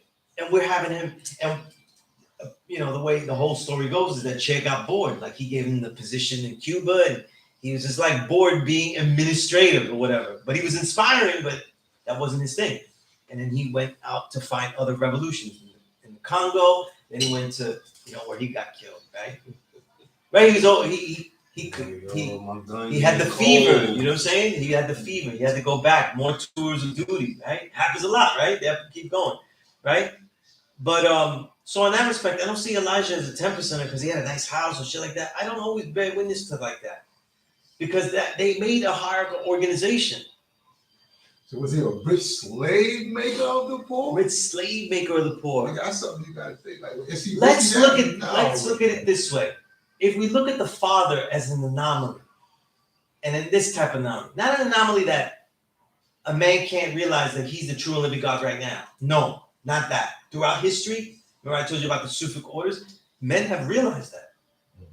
But as far as the level where they could say, I could build something and build a nation. And we'll look at nations as different sectors. They could build their own sector by themselves. Nah, the father would be like an anomaly in that sense. You know what I'm saying? And for Elijah, right? How well would he have done, though, if he was just giving the knowledge away and said, you're the true and living God, you be on your way, black man, after I teach you for this certain amount of time.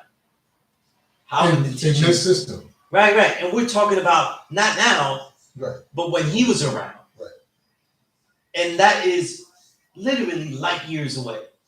A lot of people don't get the difference between 1940s, 1960s. It's a huge difference.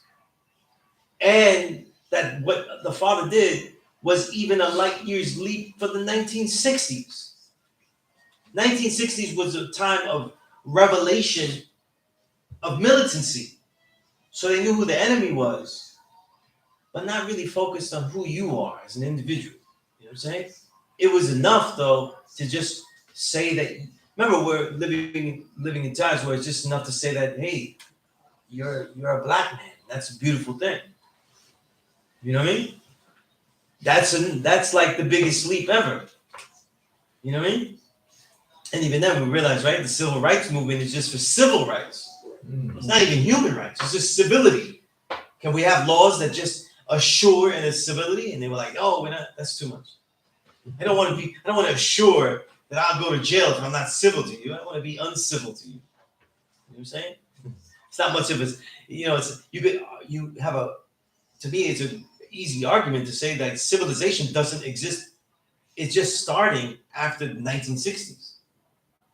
Because if you have to have civil rights movements, that means civilization hasn't started yet. I see that. You know what I mean?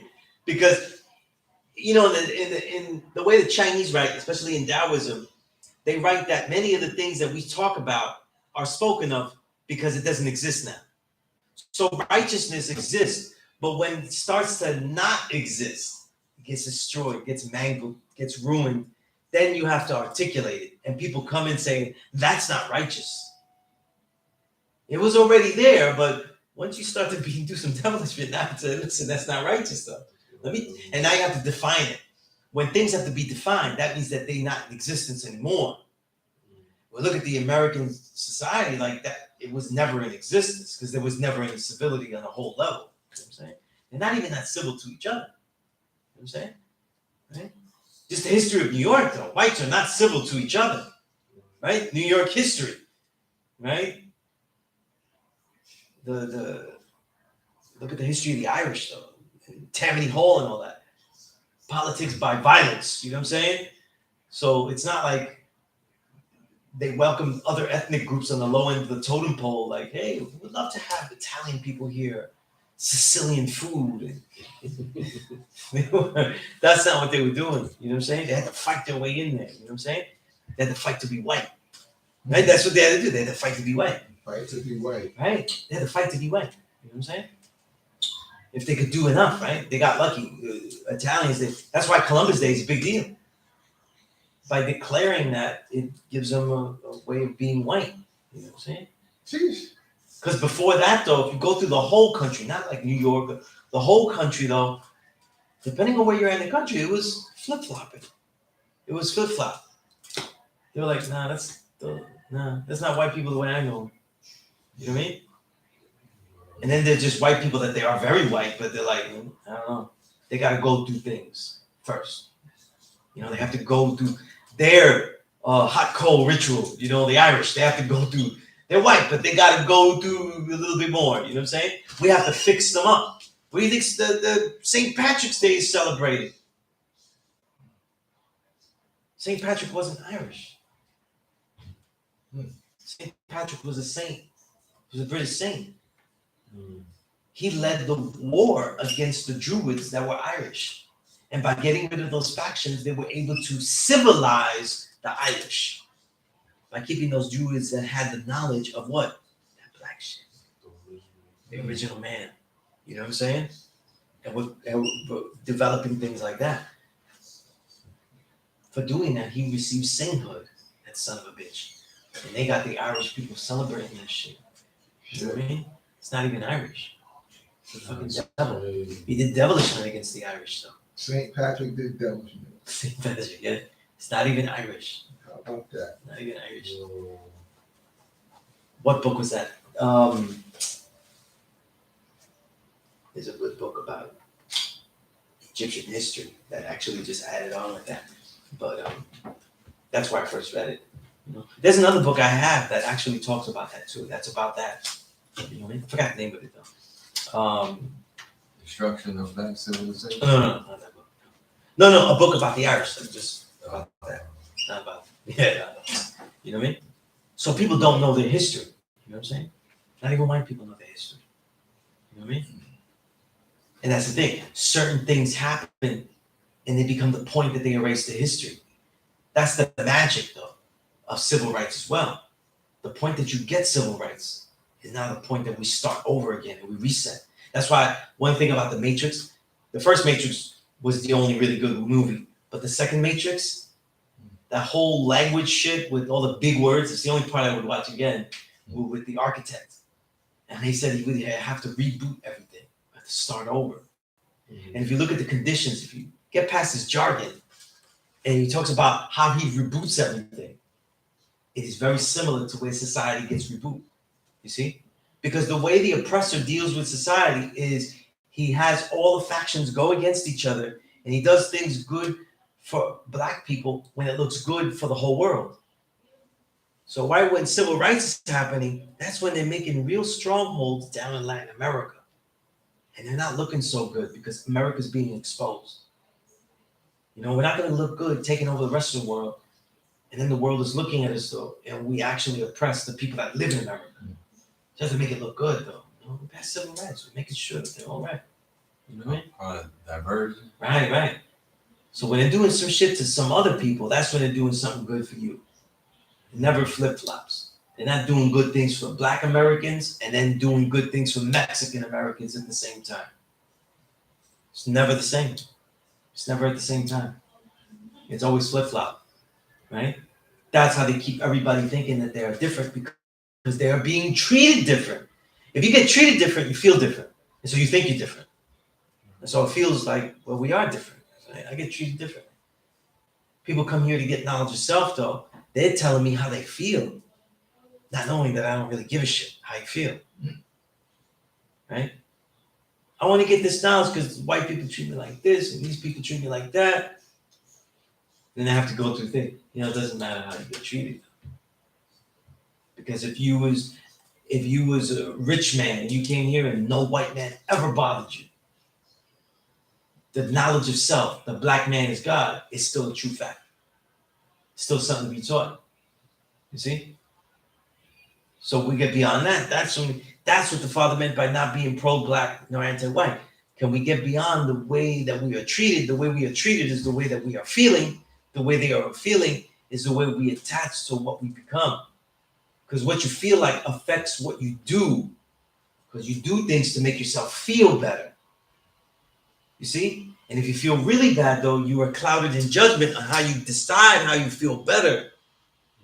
Now you made the wrong decision, and now you actually make yourself worse, and you feel worse. What a cycle.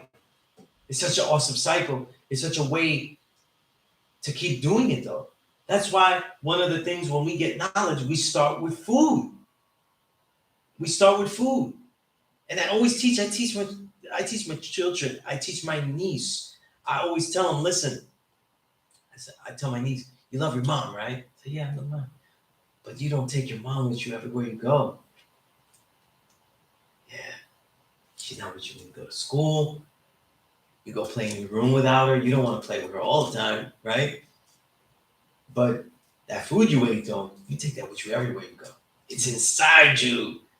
It's living in you. So by that concept, you love the food more than you love your mom. And they're like, no, that's not true. That's not true. You know, it's like, no, it's not true. No, but it's just, I don't know what can I do? Well, if you put some more love into like the food you eat and eat the better food, it will show your mom that, you know, you care. You know what I'm saying? Eat the food that they want you to eat. That's better for you. So it changes the mindset. You know, you love your children though, but you can't eat them up. You know what I'm saying? But that food, that garbage that you just ate, you walk around with it. You let it do things to you. You let it make you feel a certain way. You let it give you a stomach ache. You said it was worth it though. It tasted good though. You know what I'm saying? Next day, I've got that splitting hangover though. But man, the headache, I needed it though. It felt great when I was doing it. We was out there doing the thing. And I don't think I would have danced that way if I didn't have the headache. You know what I mean? Like, I don't think I would have, you know what I'm saying? So we put things in us that we end up keeping, but we don't keep anything else. You know what I'm saying? Aside from memory, right? Memory. So these are things that they know these cycles. So when we think about revolution and stuff, this is why we study history. You know what I'm saying? Because they make the decisions based on how they historically treated us. They didn't forget. They don't forget. You know what I'm saying? We go into their institutions, they got pages and pages of stuff. You know, when they go like this, when we go, you go in there and you get treated by a doctor. They don't. You know, they're bullshitting you. You say, listen, this treatment, though, how many people have actually lived off this and really done well? You know what I'm saying? Right? They know exactly the stat, though. They're not giving it to you. They know it's worse than a baseball average. You know what I'm saying? This shit's Mendoza line. You know what I mean? It's 200. It's batting 200. You know what I'm saying? 2 out of 10 people survive usually. It's good for you, Cassie? You like those odds? You know what I'm saying? It's good odds, though. We don't do anything else with those kind of odds. You know what I'm saying? Take the 2 train to Brownsville, though. That's 2 out of 10 odds. Right? 2 out of 10 odds. You know that you know everything would go good. I'm not going there. I'm not going there at all. Uber, if they'll go. You know what I'm saying? You get an Uber. Forget about the train, right? The odds. You know what I'm saying? But they know this history. They have documented files. They have files. They're taking your files of everything. You know what I'm saying? And we legitimize it. We think it's okay because they take the files, they take all this information because no, it's the only way that they can price you. They can judge a price. You know what I mean? But we don't look into those things. We don't look at things like that. We have to go look at things and say, what is the power of their own oppression at this moment? What do they know? You know? And that's the whole thing. You know? Like when they're young, when they decide their identity, whether it's their personality, what they'll be about, career, what they're gonna, what they will be, how they'll create, including obviously sexual identity, all this kind of shit, right? Do we teach them to look back and say, listen, look at all the forces that have manipulated you to try to make you believe that this ought to be the way to go? The small bits of propaganda everywhere. You know, in Latin America, most of the revolutions, they had this thing called I forgot what it was called in Spanish though. A foca. And in Latin American countries, they would have a foca. And what that is, they would go to the poor places that they were trying to start the revolution because these poor people, they were being industrialized and everything, but they don't see it though, right? They're not like, it's not like a movie where the bulldozers are coming in tomorrow. You know what I'm saying? Like they don't see it. They don't really understand how they're being oppressed. They just know that things are going badly and getting worse, right? So the first step into revolution, which is also something Fidel did. That's why I had people so well read. That's why throughout the revolution, the soldiers, they had guns, weapons, but they had lots of books they were carrying with them. Is that they had this group where they would teach the best soldiers, they would be teaching them, but they would be teaching them about what? What the nation and the country and the government is actually doing and how it fits the world scheme. So you're on this small plantation of this banana republic here, right here. We're going to show you how, like the best food to give the best example of, study the history of bananas. You will not study the history of bananas and not learn about bananas without learning about the destruction of all of Latin America. It is so hand in hand that you cannot tell one story without the other. You know what I mean? Oh, I saw God. Wasn't that? It's not. Bananas was originally from America, right? South America. South American, yeah. They're not from America, yeah. In fact, I'll give you a fun fact about bananas, though. You ever had when we were kids, though? This is more like our generation. Like when you were younger and you had those banana candies and you were like, this shit does not taste like a fucking banana. Mm-hmm. You know that flavor? That banana flavor that was weird, really sweet, but it was not at all like a banana. And you're like, yo, they never make this like a banana. That actually banana was real. That was a real banana. But it became extinct because when whites took over, they tried to industrialize and mass produce, but they didn't take care of the land. They don't know how to take care of the land to this day. And that banana became extinct. In fact, today's banana is in danger of being extinct too. You know what I mean? Right. But anyway, that nasty candy that did not taste like a banana to us as kids was actually a banana that was extinct years before. And they had made that candy to mimic that. But the candy lasted longer than Yeah, yeah. I eat the little ones. Yeah, they were little candies though. Sometimes they were in the shape of a banana. Hmm. They were hard candies and they had like a nasty taste. I'm like, yo, this is weird. Because they didn't taste like a banana at all. You know what I'm saying? He said today's banana is at risk of being And today's banana is at risk of being, yeah. extinct. Well, I know that they're cloning today's banana. Yeah, that too. Yeah, that's what, yeah, they're trying to clone everything. You know what I'm saying? And they're trying to make mystery meat and all And that kind of shit. seedless. It's seedless, the banana. Yeah, yeah. There's ways where fruits can be, because grafting in fruits is different than like the grafting process with the white man. So you're not eating fruit versions of white people when you eat fruit that is grafted. Right? It's not like that. You know what I mean? All of the fruits to sustain themselves, even in pre-white man indigenous times throughout this hemisphere, many of the seeds and stuff were developed by grafting and splicing to survive different environments. You know what I mean? So it's different ways that the terminology is used. And some people that know plants, my old earth used to be able to do it. You could actually do that stuff with the plants that you have at home. She was really great with.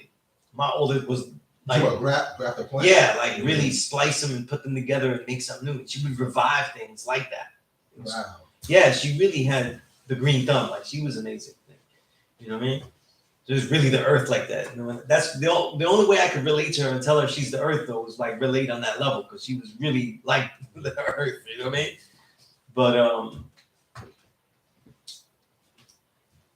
But all these things, you know what I'm saying? Like it's when I look at movements today and I look at scholarship today, I see a lot of the young generation be well educated, but without much of a historical perspective. You know what I mean? So they know they're finding a lot of new history, but they don't know the grassroots history. Because to me, like for example, if people talk about revolution or they talk about Black Power and all that kind of shit, and they talk about it and they don't know us though, they don't know any of the history. They're missing, there's major gaps. You know what I'm saying? If they just know Wikipedia answers about us, major gaps. You know what I'm saying? Major gaps. Because we're the only people from that era that are here. You know what I'm saying? And if we compare it to then, the only people that are here in nearly the exact same potency as back then. In other words, like we're not teaching different, we didn't veer to a different religion, we didn't have splinter offs, you know, like odd things, you know what I'm saying? Right? Like we don't have, there's not gods here that are praying to this or that. We have a lot of arguments with us about mad knickknacks, but you realize though, the shit is really uniform. Which means that with all the innovation that we bring, there's been great preservation, and sometimes we don't appreciate what we've done either. You know what I'm saying? We don't appreciate what we've done, right? Because where are the Moors? Where are the Black Panthers, Young Lords? They had rebirths too that didn't survive. You know what I'm saying? I know because I remember when I met Khalid Muhammad is when he was with Black Panthers. You know what I mean? So we always been building. Our shit got deeper, but it didn't get changed like what, you know. Yeah, he says the white man is God. When people say stupid shit and veer off, oh man, that's another. Right? Then we're like, now cipher, and you better start studying because why? Because when somebody veers off like that, we're asking them show and prove with actual science, not like it would make a better world if we just taught it this way. God, there's some people Right? who's trying that though. Right. That's what I'm saying. That, you know what I mean? There's always people that'll say some wrong shit. And I'm gonna tell you this, everybody, and this is more than a handful, that have taught the white man is God. And I have the white students that I have taught. And I never taught this shit. I've had people leave the room because I had one white woman leave the room because she was upset that I was saying that her history, though, that she had something to do with her history. And I was saying, listen, your history, that is your history, though. You know what I'm saying? Just like we're attached to all of the hell that we went through, you are attached to that. That's part of your history. You know, you're not all of a sudden, though, and absolved. You know what I'm saying? This was a white woman that was upset. Yeah. So, yeah. Because she was trying to get there, like, yo, I'm the earth. And I'm like, no, yo. You can hear? And I did it nice, though. But mind you, she probably left the room because there was other black women in the room, and they weren't trying to hear that after a while. You know what I'm saying? They were gonna unleash. You know what I'm saying? But that for most white people, though, I'll say this though: white people that I've given the knowledge to, most of the reasons that they don't deal with it is because not because they want to see themselves as God or things like that. It's because it's too. It overpowers them. It's too much information. The weight is heavy. I was any white person with knowledge that gets knowledge of stuff is a rebel. Is the ultimate rebel. Yeah, because like who wants to be the devil in the story? Yeah, they're the ultimate rebel. And in this case, they're the ultimate anti-hero because they're a rebel, and they would have to go back and not only confront their people. You know what I'm saying? Because we don't need them walking the streets and telling black folk that they're the true living God. If they have black friends and stuff and they say that, that's peace, right? There's, right? Because there's sitcoms like that. I'm sure there's places in real life where there's black people that only have white friends. Like in the programs I keep watching now, like this exists, right? This shit exists. There's a black guy that only has white friends and shit. Somewhere in the city, some city, God, find it for me. But the thing is that it's overwhelming to them. You know what I'm saying? And sometimes it's good because unlike us, sometimes we get the knowledge and we don't see the duty we have to all of the entire universe responsibility as being God. We just see it as like, yo, it's the ego title. I'm the God. So I knew he was a fucking cracker. I knew he was a fucking dinosaur. And you know that because when we got knowledge of stuff, we were like, I knew they would like us. I knew it. Right? but after a while you learn like, yo, the responsibility is not about that. It's about this whole world. It's your fault that they did all this. Because if they were made to do all this because they are an extension of the hell that was already developing in you, then that means that there's hell that you have to deal with it here. And now we have more work. Most people that get up to that point, they're like, I used to be a 5% of that, That's why when people say I used to be a 5%, that's okay.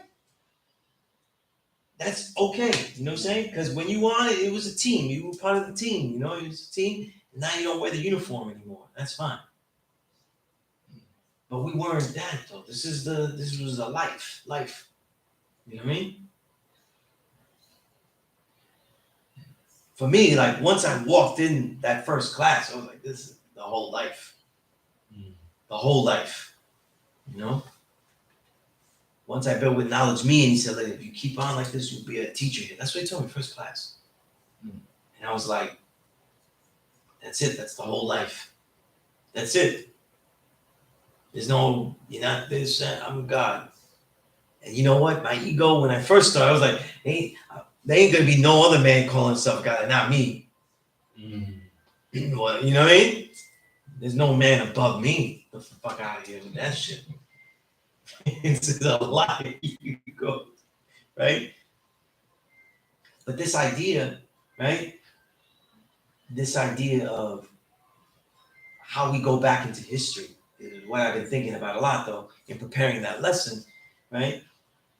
And going into this thing, because history has its twofold approach. It has what really happened, and then now what people argue happened and how it ought to be.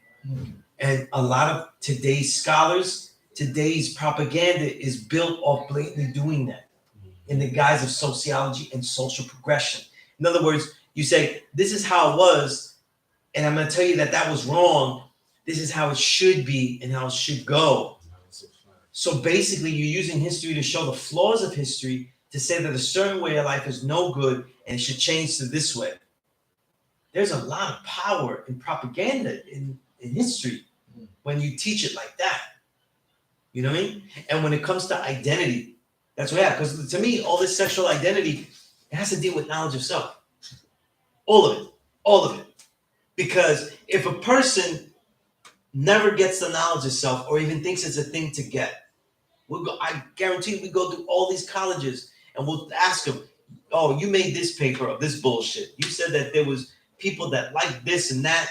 You know what I'm saying? You made up the term, let's say, you made up the term pansexual. That's some shit where they like anything that attracts them, they're attracted to. Mm-hmm. You know what I'm saying? So it doesn't matter what you are, you do some shit I like, I'm attracted to you.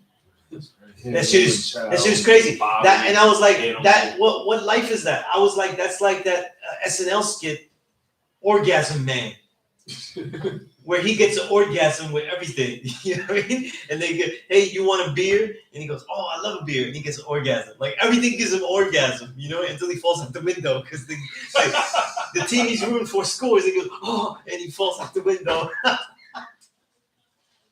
It's a crazy guy. I forgot who was the guy that did it. One of these white folks, crazy white folks saying SNL. Rob Schneider did that shit. You know what I mean? And he always does crazy characters and shit. But it's like, yo, it's like now we don't even have a way of gauging. A lot of the stuff that happens now is that we're giving more categories to sexual identity, but it's actually reducing the variety of love that people can have for themselves. In other words, if I can't have genuine love for my brother, no, you're gay. You can't have love for your brother. That means that you know what I'm saying? Right. So we restrict that. You see it in TV now, right? Now watch TV though, right? Especially not with the white folk. They give themselves enough diversity. But with our people, right? You never have two Latinas that are hot in a program unless they're lesbian. They can't be friends, so they're too hot. They cannot be friends. Two hot black chicks, they cannot be friends. They must have a relationship with each other. You know what I'm saying? Nobody can be friends anymore. So now friendship on levels of excellence, like two incredible black women, they can't be friends. They always have to be sexual. You see how they sexualize everything? And now they're sexualizing everything. And now look, they're already reporting. You see now, kids are getting books in school with very, very explicit material in those books. I'm worried about playing music, about playing certain records around the kids, and they're getting books that are worse. You know what I'm saying? They're like, yo, that's NWA track 10. You know what I'm saying? I'm like, what? You know what I'm saying? Oh. That they don't want to teach Black history in. Right. But we're getting arguments, and you see how the two are being combined. Critical race theory is being combined with that movement. It's like, no, that's woke shit. And so the real good, like, let's say woke, is co-opted by the obsessive diversity of sexual identity. But sexual identity can only become growing and growing and growing because they're sexualizing everything. You know what I'm saying? After a while, they're gonna say, listen, yeah, Sunez definitely has a sexual attraction to polo. You know what I'm saying? I'm a polo.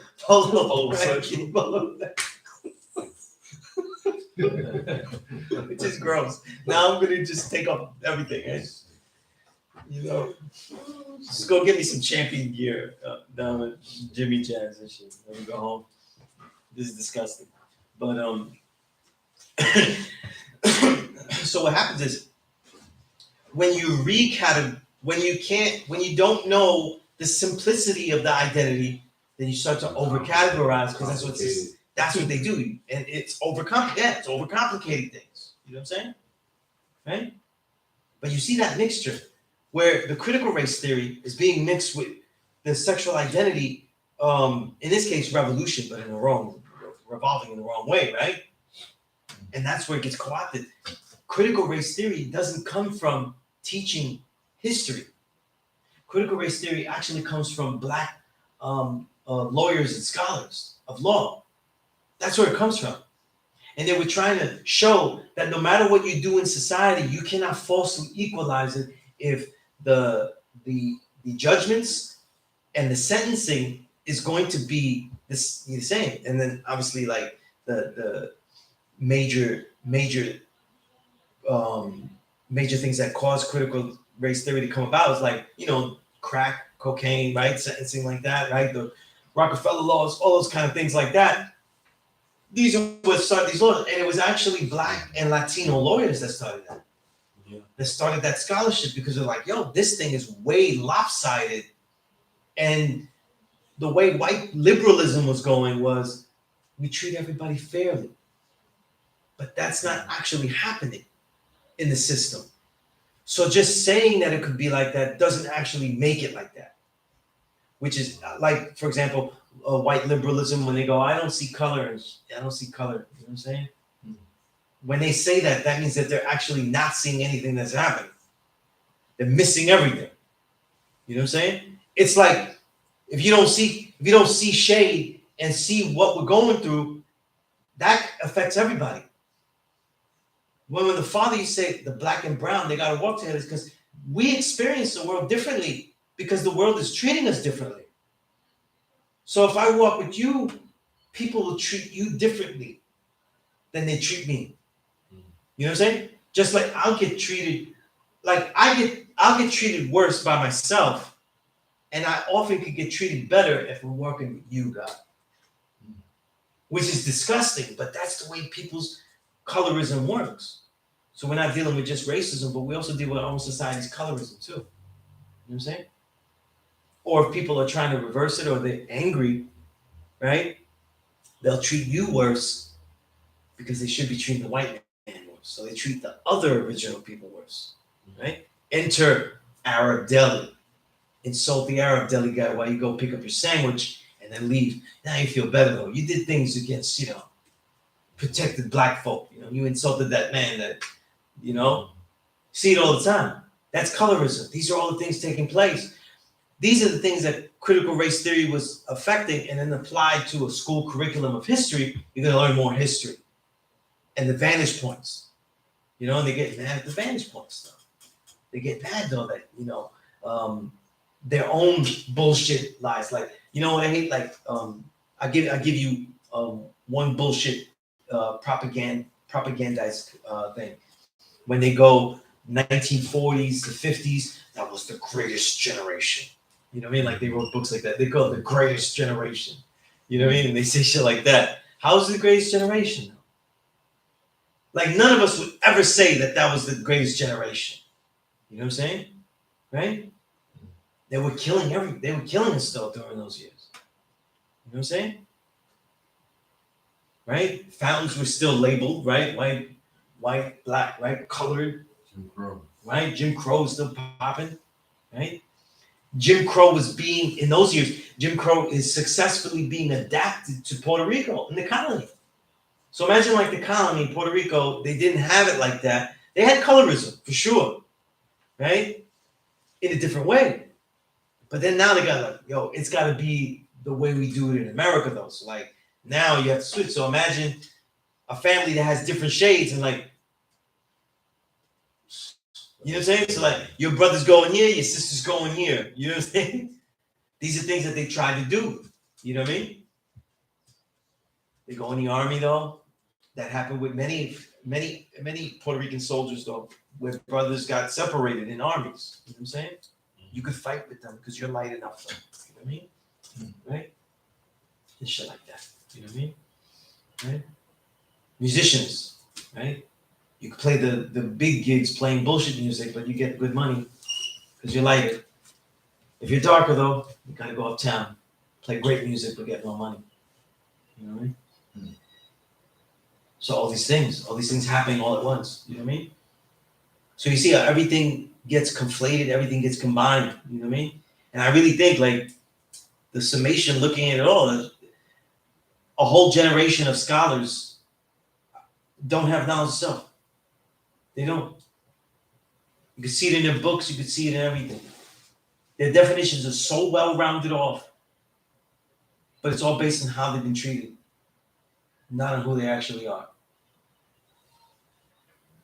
And then the strongest identity is who they feel like, what they feel like being. And in this case, what they feel like doing. You know what I mean? Right?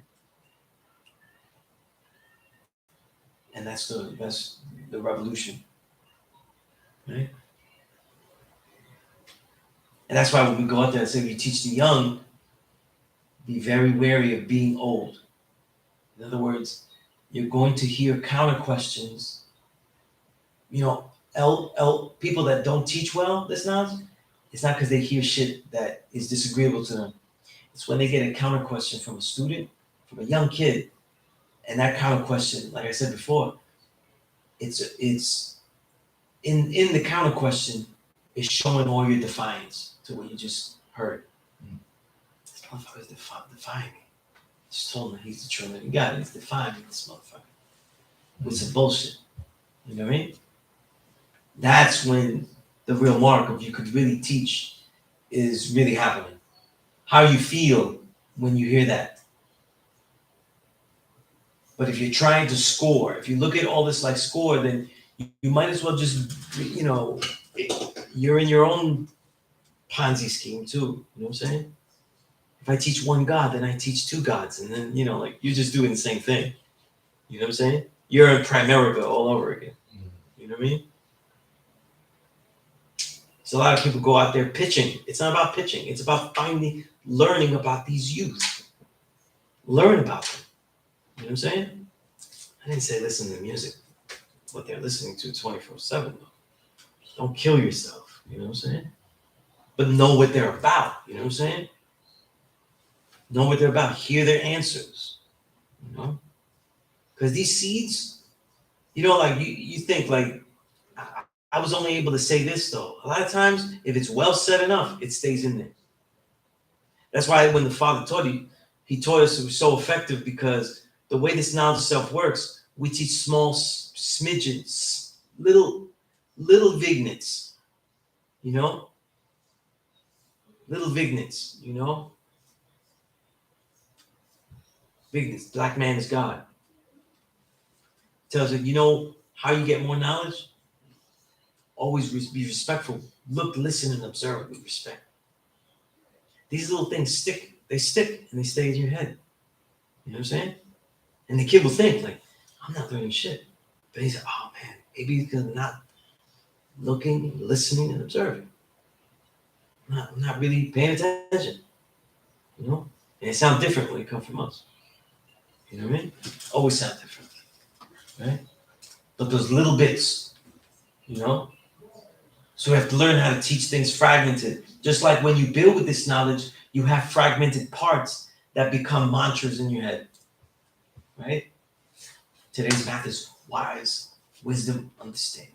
Right? Make sure that all of the things that I'm doing are right and exact, and they can actually cling to new understanding that I'm developing. You know what I mean? New understandings that I encounter, that I filter out. So now at the end, it becomes more powerful. I'm becoming more powerful. See? There's power in that. Right? Or if I practice the way that I speak my understanding. A lot of people have understanding, they don't know how to speak it though. Did you ever take a day to practice? This is my understanding of this degree, right? Or this is my understanding of this issue. How would I explain that to somebody? You know? These are exercises I do. I actually do those exercises. You know? Obviously, it kind of becomes mandatory, right? Because they're going to end up here. But if you do it with yourself, though, you have more resolve with that understanding. Because we're preparing ourselves using 120 lessons to see that situation. To finally be in the situation where someone's giving us an into-orientation. They're using their language to pitch their idea in a language that I don't bear witness to. See? Isn't what I was just saying, all this identity issues and all this new ways of teaching stuff, isn't that these are into-orientations to the children? You know what I'm saying? Into-orientation. Two peoples that speak different languages, but one group is trying to indoctrinate them with an idea. You see? The children don't speak that language. but they're indoctrinating them though with that idea. And because the language is different, a lot of stuff will cling incorrectly, and they can get them to use it. Because what happens when you don't know the language? So you say, listen, okay, I'll follow you to see how it goes, because I don't really know. You gotta trust me. You gotta trust me. See, you trust. Because every student in some way learns something by trust. It can have a strong, a well-developed trust. I teach it to you, but you're like, Sunez could be full of shit, but I respect him. I'm gonna go test it out. But you took it in though, took it in. There's an opportunity cost to that. You could have ignored me and forgot the whole thing and took in something else. But for a moment, at that lowest level, you said, I'm gonna remember Sunez. But you took it home and you analyzed it. Children don't always do that. They become what you teach them. They're a sponge. So they're gonna live it out to see if it's right. You indoctrinate them well enough though, they'll never see how it's wrong. You know? Because they won't be taught how to identify wrong. They're not being taught how they learn. To me, you can teach your children how they learn. I teach my children how they're learning all the time. You know what I mean? Children don't really see how they learn. They're just told to do things. You know? Very rarely people teach them things and you learn how to add, right? Do you remember how you learn how to add? Have them teach someone else, like their cousin or something that's younger than them or something like that. You know what I mean? Be aware of how to teach them.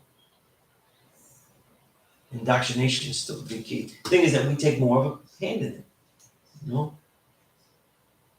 For every generation that doesn't have the knowledge of self, then we'll be able to self-indoctrinate ourselves with the wrong shit. You know what I mean? Because they fill in the gaps with the wrong shit. So it's a terrible cycle. Terrible. And on that note,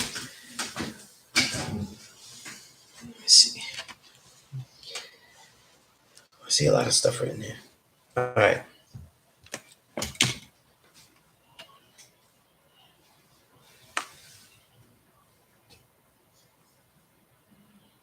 Okay, all right. Infinite Mind, peace God. You said, have you heard of the Yale scientists who studied the electromagnetic fields of eggs in the 1940s? I think I read about the first, but not the guy that studied the eggs. No, that sounds interesting though. Email me, Sam, because as it goes along, I won't remember. You know what I mean? Because I don't have access to my book file, so I can't remember it now. So if you email me, I could just email it back to you. Okay. Malik, you said the wisdom degree in the 1 to 14, Musa is the great civilizer, teaching knowledge and wisdom to all the human families. Then in the 4th degree in the 1 to 14, what is he teaching trick knowledge for? Or am I missing something? Musa means great civilizer, but civilizer with a purpose though. See, civilized doesn't mean nice. I don't know why we associate civilization with nice. Civilization means civil, that you will allow certain things to continue and allow the society at large to continue to function. It means that the way that you were civilized is you could be detrimental to everything, but society will continue to function. But it says civilized means to teach knowledge and wisdom to all human families. Right. So that sounds nice. Right. You know what but I mean? the knowledge, the truth, which is knowledge, and a major truth that he was learning, right? That the devil was learning was how to do devilishment. It's true. Yeah.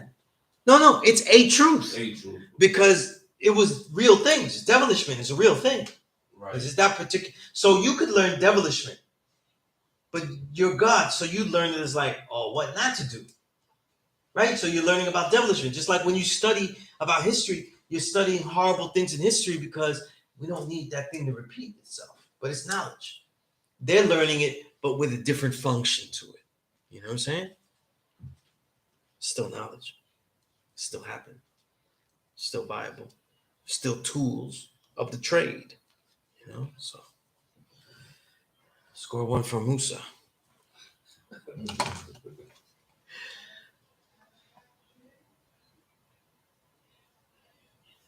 Malik, you asked knowledge degree, and the 1 to 14 says word is bond. And when did bond mean life, or did the word go out of usage?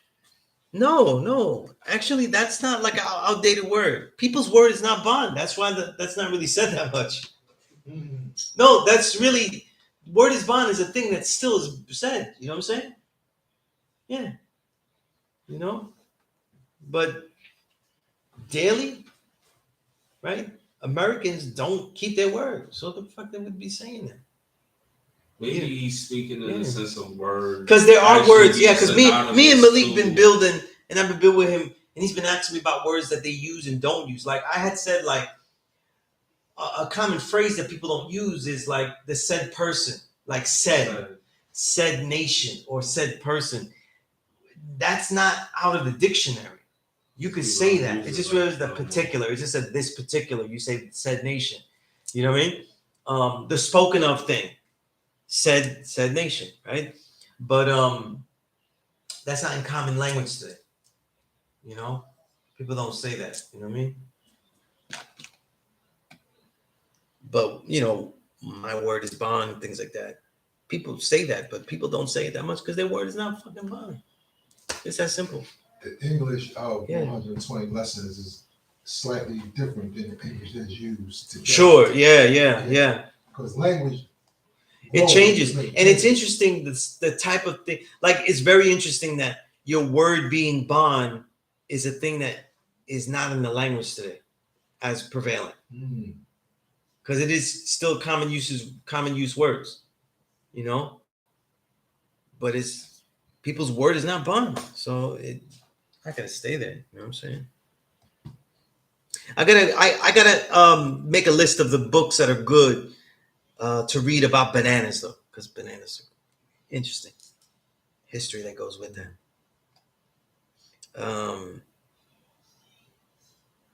Malik said, "Why do many teach the Earth is limited? I.e., example, build degree in the 1 to 40. This water isn't drawn above 6 miles above the Earth's surface. You know what I mean? We're taught that we're supreme. If we don't live that out as well as we should, then we start to just live as we're superior. You know what I mean? And so everything else that we would fail at, relationships, things like that, these all prove not that we made a mistake or that there's more to learn. What they prove is that she can't rise above 6. Woman's devil.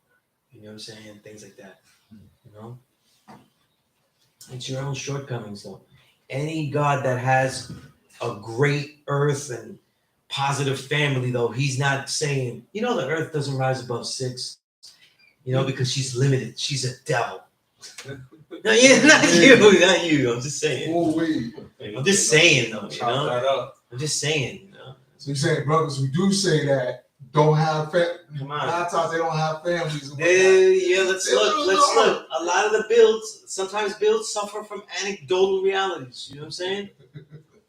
You hear your life, though. And the worst things I've heard about the black woman, as far as the earth and being stuck at 6 because she's a devil, this and that, is from brothers that did not have such good relationships. You know what I'm saying? And so put me in line. I'm going to be next in line. Next class, I'm definitely going to be on that shit.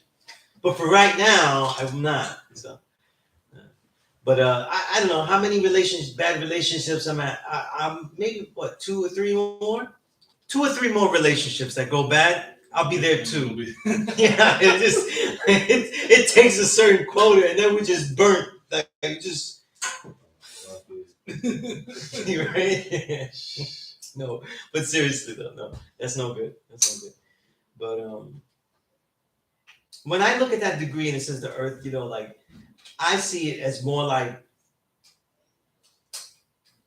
when we draw up the earth, right? I see it as like I just don't see equality as negative, you know what I'm saying? Or a limitation. You know? It's almost like saying, like, well, if we're the sun and she's the earth and stuff like that, the sun gives the earth sunlight, it makes life. The sun doesn't it doesn't make the earth useless though. If there's like, you know what, I'm giving all this sunlight. I give all this sunlight, and there are actually, you got the nerve to have deserts here. You know what I'm saying? Doesn't mean that the earth is useless. You know what I'm saying? It means that, you know, what you give, they do their best with. They draw it up to their fullest equality. Because that's what equality is. You know what I'm saying? Right? And even as a teacher in a general sense, right? I'm God. No one that I teach can be me, particularly. If I teach you, you can only be you. So I did my duty to the greatest of equality. You know what I'm saying? Right? It's not like come on. Now we're getting into grossness. If I say, listen, I drew him up to be God, like, yo, I didn't do that. You know? So all we do is share things to a level of equality. You know what I'm saying? Because the way I see it, like the knowledge, wisdom, understanding, that mental reality, the culture, power, equality, that is the outward essence, the outer of it all. But the fruit is God, build, and born. And you can only do that for yourself. You know what I'm saying? You can only do that for yourself. You know what I mean?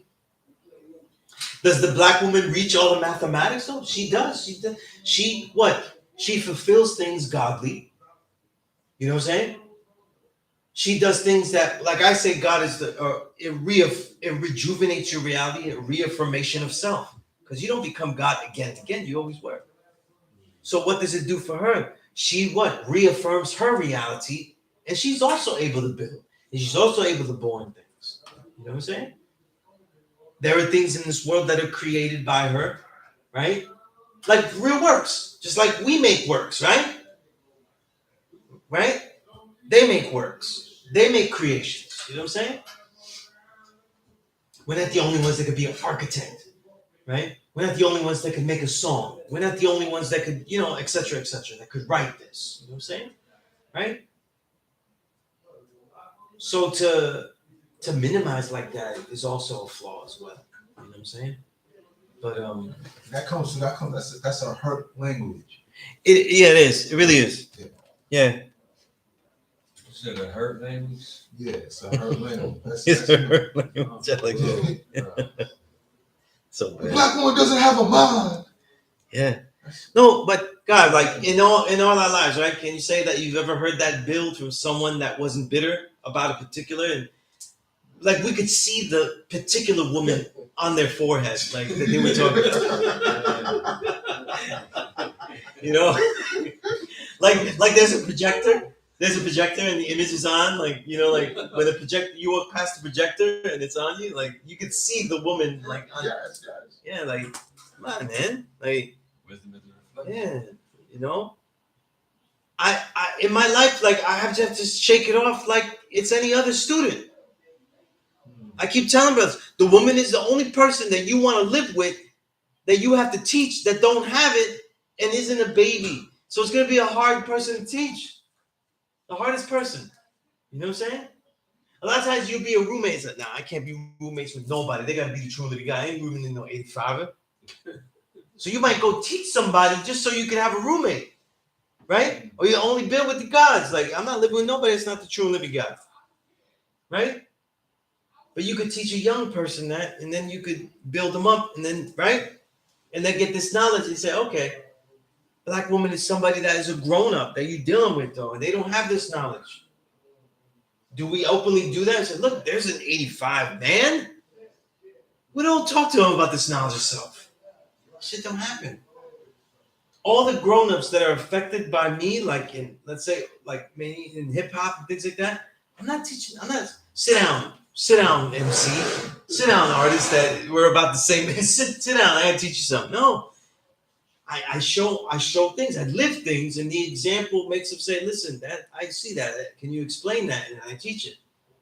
But they're not somebody that I'm going to get, but then we go pick a woman. You know what I'm saying? And even we try to get them as young, right? We do the Elijah equation. What's the Elijah equation, right? Half your age plus 7, and you know what I mean? And then we go, right? You got to go as young as possible because it'll be harder and harder, right?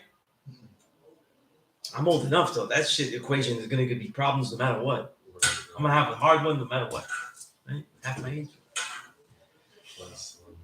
Yeah. I'm still in the 30s, though, right? So they can still be stiff-necked, rebellious, eye-rolling, tooth-sucking. You know what I mean? Like, Big Divine used to always say that shit, though. Oh, man. But, look at the rabbit hole that Malik made me go down here. I don't know why you ask these questions. Infinite. Okay, that's good. Okay. Infinite. You said lessons tell us civilized means to teach knowledge, wisdom. Civilization is having knowledge, wisdom, understanding, and culture and refinement. Duty of a civilized person to teach civilization, righteousness, knowledge of self. That's the definition for us as a civilized person.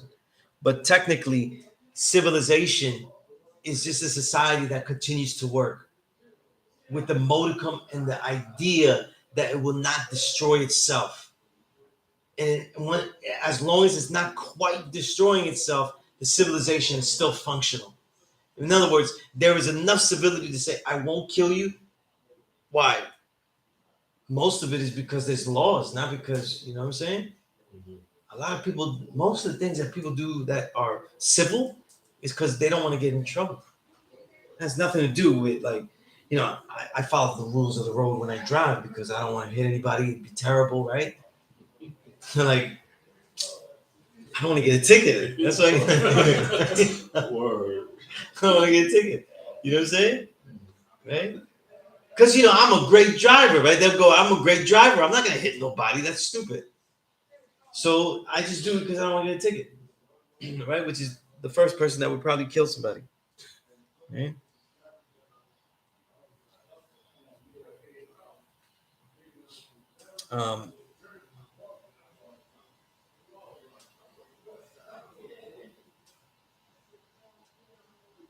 Right, Musa forgot. Yeah, but see, that's why Musa was half original, because he was teaching civilization, but he was teaching trick nouns too, which is also could destroy the civilization. But here's the thing: the reason I said it about civilization is because there's nuance. He taught them just enough where you have to use this cleverly, the cleverness of things, the ability to offer things to society so you don't get kicked out, so you're not useless to it, and you're still allowed in. You're still allowed under this, right? To go under the sword, you have to actually be useful. So they're able to get in there and do things, eventually reach up to the top, but not quite destroy it. What he taught him was powerful, right?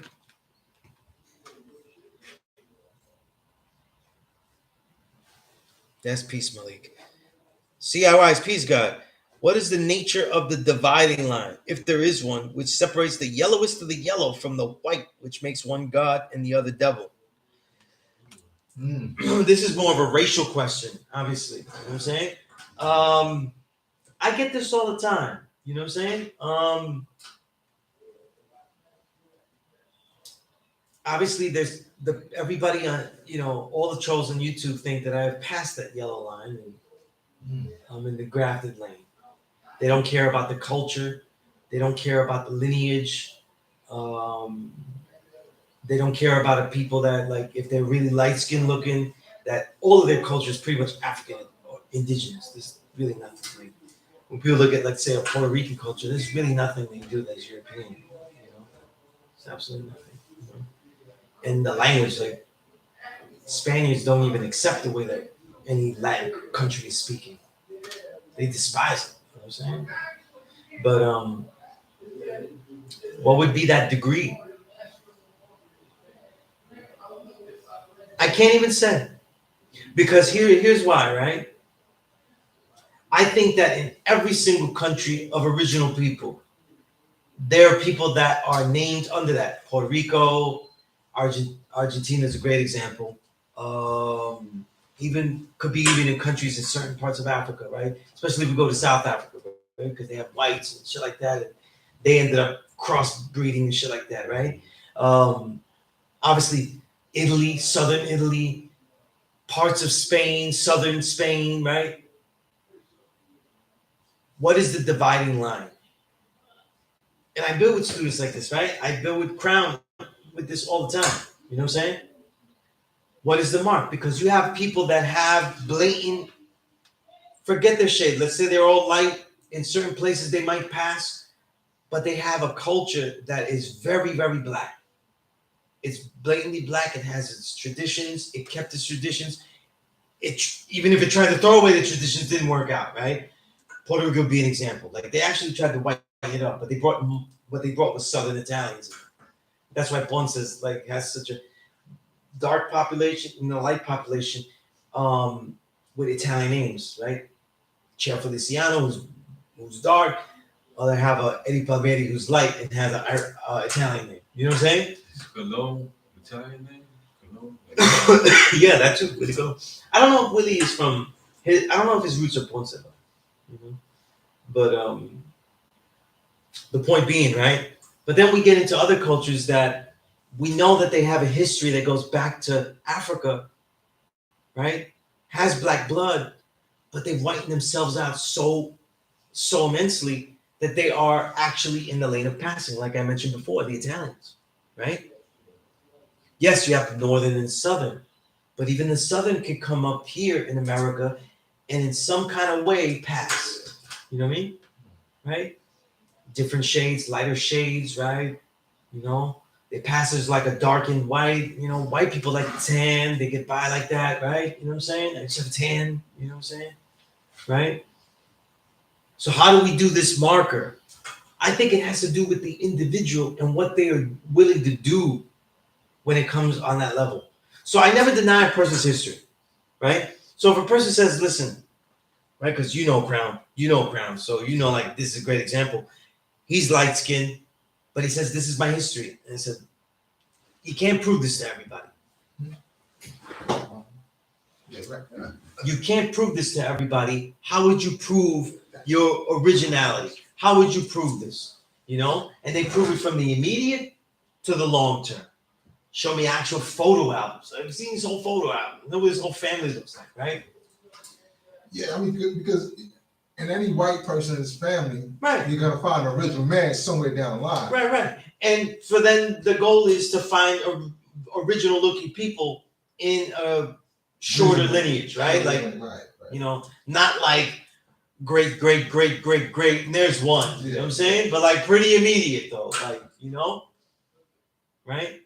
So even for like Puerto Ricans though, people will say that though, but they're like, listen, down the block, it's not the degrees of separation is not great. It's it's like my cousin down the block. You know what I'm saying? Right? It's first cousins. It's this, that, right? So it's right. But let's say like somebody that's Italian that's going through that, they show me the history. But then I always tell them like, especially Crown, right? I tell them like, listen, in this society, even if you show me this knowledge of self, that you have this lineage that takes you back to this, and I say, listen, I bear witness, I see it. I see that you're original man, I see that you have this history, right? No matter what, you'll be living a reality that still is a passing white reality. This is the social reality, because I said, didn't I say just before that what makes the true and living God, really has nothing to do with your reality in the society. Okay? So let's say we live a great life though, and Kasim, you've won the jackpot, you get to live as a rich man in an African country of your picking. You're gonna live great. Everybody's gonna love you, all of that kind of shit, right? You're gonna be the man, right? So now you don't have any pressure. White people don't bother you. You're not dealing with that shit anymore. Nothing, right? This knowledge is still valid. It had nothing to do with the way you were treated by anybody.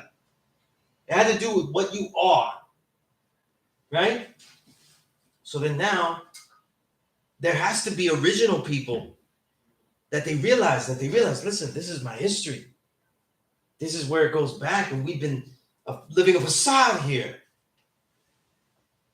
But the facade is hard to tear down. You know what I'm saying? A Puerto Rican, We live a facade. They tell us though, right? When you grow up Puerto Rican, they'll tell you, listen, you have black, but you're not black. This is weird, right? To tell you that you got black, but you're not black. It's crazy. You know what I'm saying? It's like, right? So you live with that confusion until you get knowledge of self. But there, in other sides, let's say a Southern Italian household, others that are much lighter, let's say a black man, but they come out real light, like Logic. And you rhyme like a white guy too. You don't even do the music black, and you have a black parent, right? You don't even do that. You even rhyme white. Doesn't even come out black. So you don't even your moves aren't even coming out black. Like nothing is coming out black, right? But you got black, right? That's when you have to go beyond. You have to be accepting of, listen, then there's a responsibility I have, right? To teach those that don't see it. To show that there is a reality and a refusal to accept it the way it is. Even as I can't always hold up the banner, because it's not like he's going to hold a banner everywhere he goes, right? It's not like he's going to go, hey, you thought I was white? Well, let me tell you, you'll be late for everything. You'll never make it to anything, right? You're going to have to realize that some people are not going to see you that way. You know what I'm saying? Right? Just like as in this body that I love, not everybody's going to say, that's a black man. You know what I'm saying? No, it's people that really have a knowledge, that really understand the diaspora. You know what I'm saying? There's more that understand it, but I would like to think it has something to do with the way I'm teaching and sharing, and it affects people over the time, right? But generally, most people aren't, though. They're just going, that's a dirty spit, you know, if they say something nice, you know? So that's why we gotta have that language. We have to have that language, right? But it's also up to how accepting is that person of knowing, like, this is the life that I live, where not everybody will accept it. This is a problem for most Latinos that get knowledge of self. You know what I'm saying? Because they can't walk every single room and have everybody bear witness that they're an original black man of these 16 shades. So it just becomes, it feels so contradictory that it feels hypocritical. And that's why I would say you have to be comfortable in contradiction. You see? You have to be very comfortable in contradiction. I'm very comfortable in contradiction. You know what I mean? I'm very comfortable because if you have this knowledge of self and you really understand it, then you know that you're always somewhere where someone's wrong about something.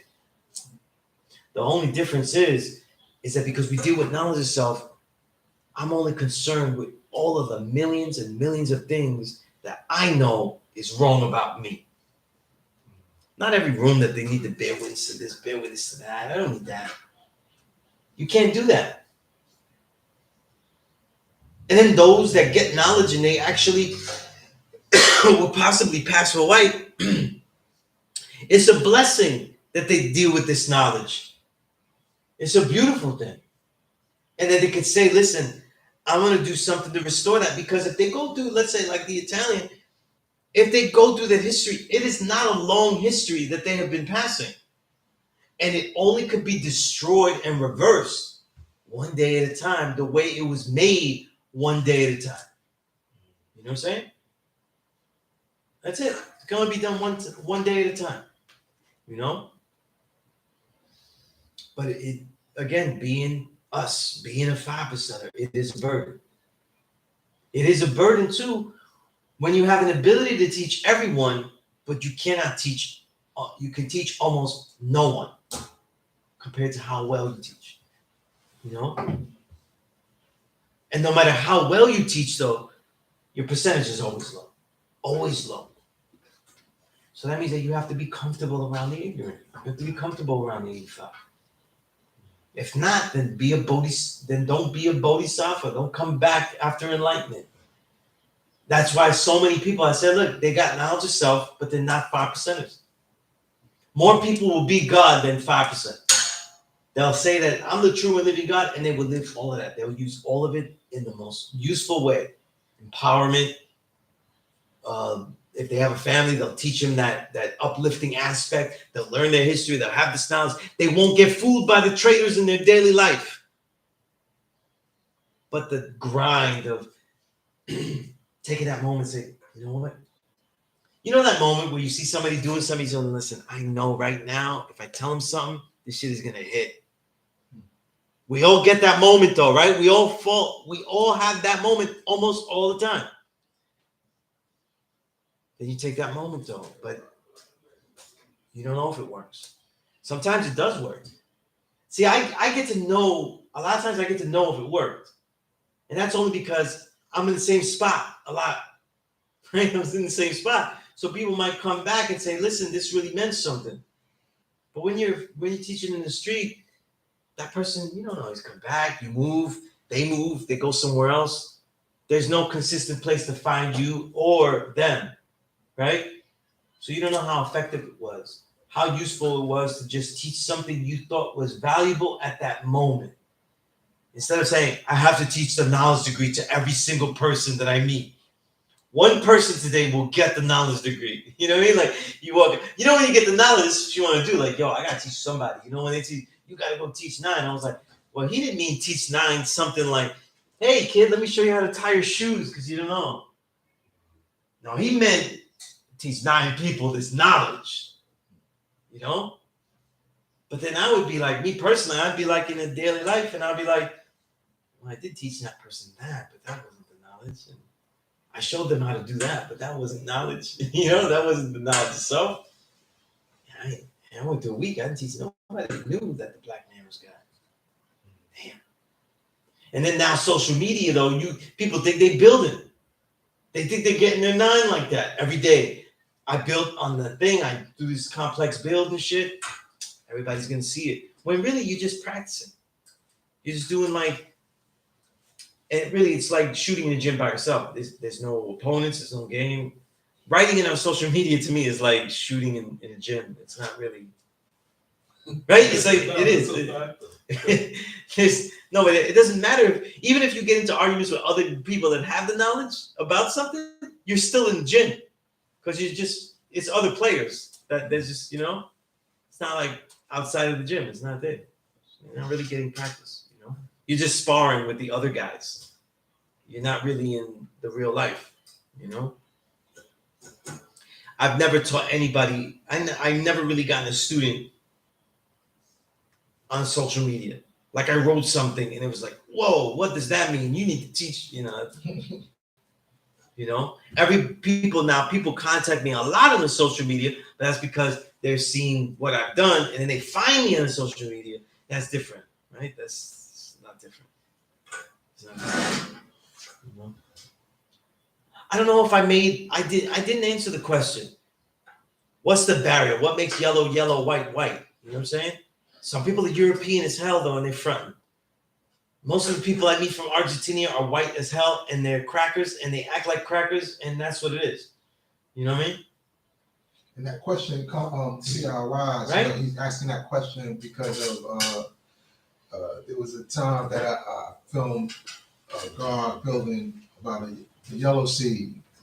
And yellow, he mentioned the yellows. The way he mentioned yellow seed, he wasn't saying that they wasn't original, but he kind of was like, yeah, those yellow motherfuckers, or I forget how he worded it. Forget how he worded it. But the way he worded it, it came across as kind of offensive. Yeah. And we had a big discussion about that, and that's something that we, as a nation, have to address as how we. The people that front are going to come in as a yellow seed. The people that lie, whether they're original or not, though, they're front. They would be fronting that they were yellow. It's not going to be a white guy that comes in and says, "Listen, I'm a black seed." I mean, that'd be a sitcom or some shit like that. You know what I mean? Right? So that's why. But it's like, yo, ask your lineage. And there's nothing wrong with that. Someone should be able to prove that they're original. Someone should be able to prove where they're from, what culture they come from, all these things. You know what I'm saying? And they shouldn't, I think people don't really ask because they feel like they'll be offensive. And then other people act like you can't ask because it should be blatantly obvious. And that's not true either. And I laugh because people say that as if the Black American doesn't have a massive history of lighter skinned black folk that are produced by mixed racing with whites. Word. And it's a way bigger history than even in the Caribbean. Mhm. You know what I'm saying? In fact, if we really wanted to get technical though, they're the white oppressor of the Spanish Caribbean and Latin America is a half original man. Because they was already dominated by the Moors for over 700 years, and they did their thing. You know what I mean? But this stuff, though, like, you know, people are blind to their own histories. And it happens a lot, really, with the Black American, because that's where the clash comes. That's where all the P.E.A.C.E bullshit comes. They'll see somebody like me, and they go, "Oh yeah, you're not black though. You're this, that." And so, like, you don't have people that are this shade in your family. That you got a small family all of a sudden. All of a sudden, you don't have cousins. You don't have this. But there's a difference, though. Shit, my grandfather might be a little lighter than you, bro. In Latin America, though, you can't say, "Listen, I'm not Latino anymore. I'm not Puerto Rican anymore." You know what I'm saying? In America, though, if you got light enough, though, you could say, "Listen, I'm Mr. Johnson.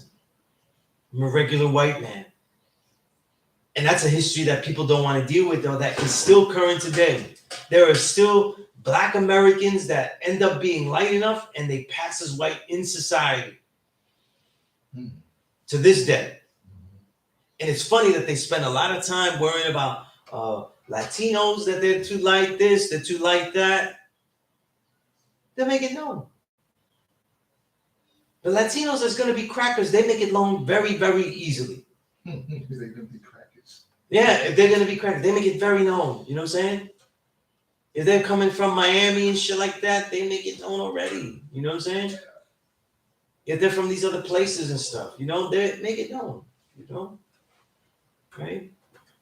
What gets frustrating, though, is what more people are frustrated in doing these markers is because they see other original people being savage and showing black self-hatred. You know what I'm saying? And using them for it. That's what's frustrating. And that's where I get frustrated. So you see lighter skinned Latinos and they'll be anti-black because it makes them feel better, though. I don't go through the things you do. And it's really pathetic, though. I grew up seeing lighter skinned Latinos talk shit against blacks because, oh, you know, like you go through things and shit like that, haha, and all that. And then on the next day, go through racism when the real white is in front of them. And I'd be looking at family members and be like, wow, yeah. You gonna talk about this now next time? Next conversation, you gonna mention that? So the Black American will talk about the shit that he goes through with white people as a badge of things that he went through. Not the Latino. The Latino is embarrassed, though.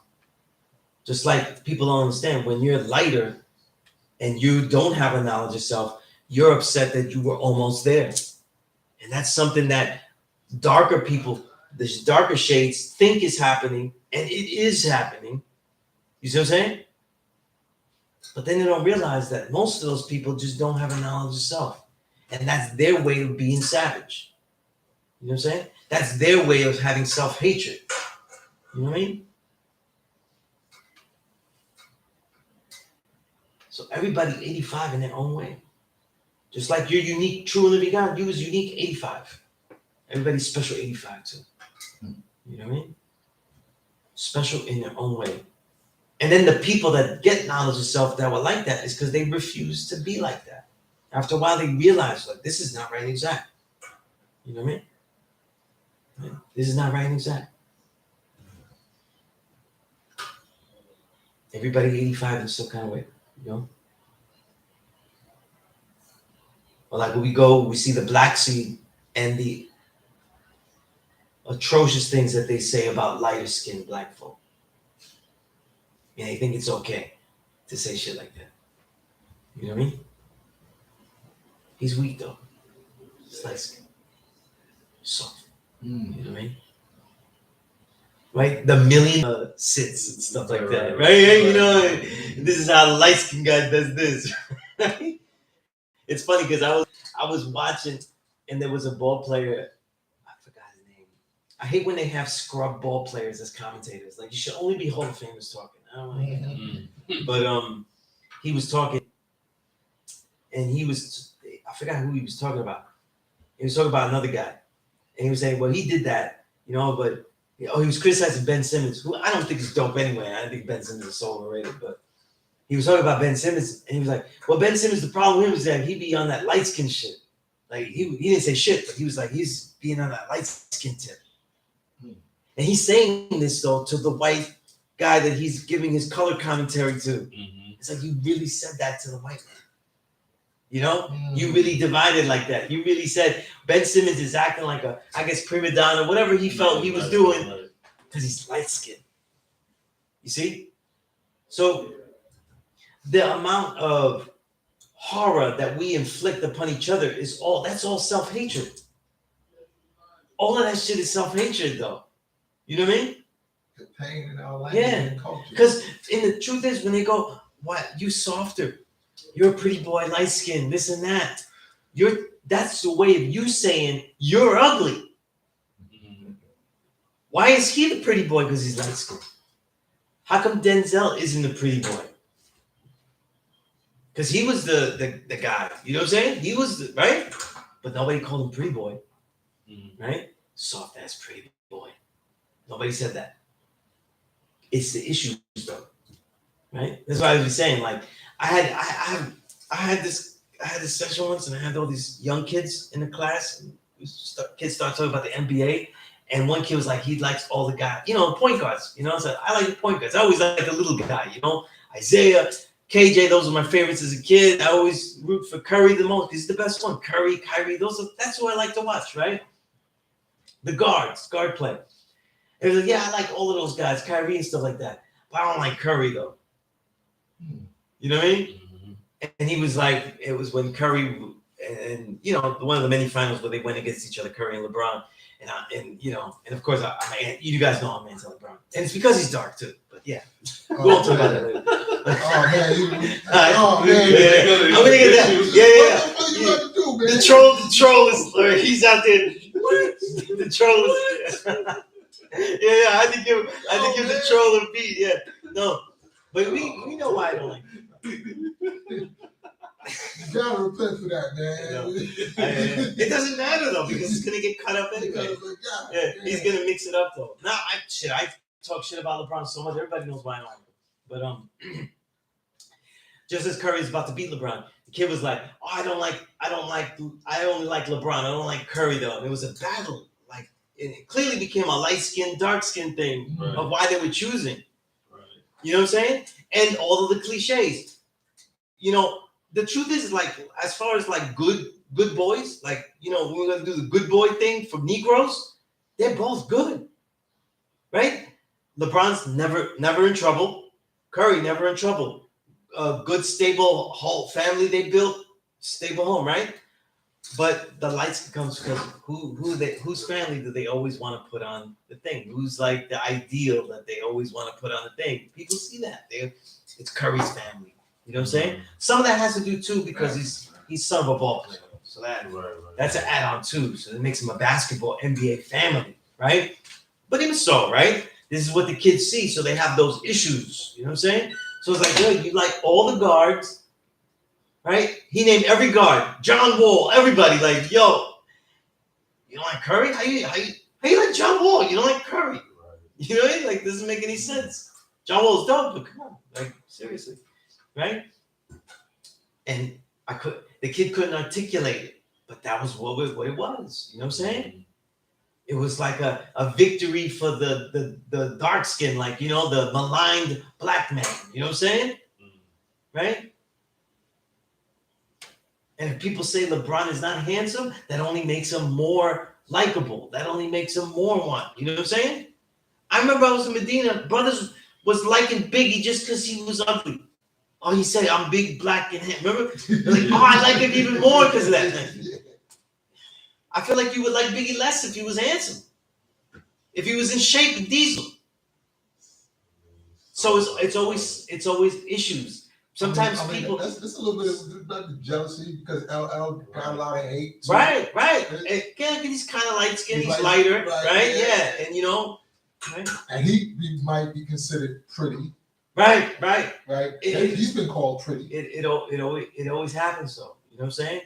So you see that though, where they'll deliberately relate to the seemingly uglier brother, the darker brother that happens to be both, right? The light skin is always, it's like his light skin guy could look like hell. He could look like total trash. You could have like acne everywhere and just be gross. And they'll be like, "You fucking pretty boy." It doesn't matter, like, right? He could look terrible though. He's like, "He's a fucking pretty boy." You know what I mean? So it's issues like that. You know what I'm saying? How far does that go? You know what I'm saying? And I've taught a lot of students that have a black father, white mother, vice versa, whatever. Black, right? One black and one white parent, and they have a lot of issues. You know what I'm saying? They'll do exactly what they feel they're like. They feel half-assed, they'll get this knowledge half-assed. So they almost deal with it. Yeah, almost deal with it. You know what I mean? And too many people get this knowledge based on how they are treated by other people with the knowledge, because it's still social reality.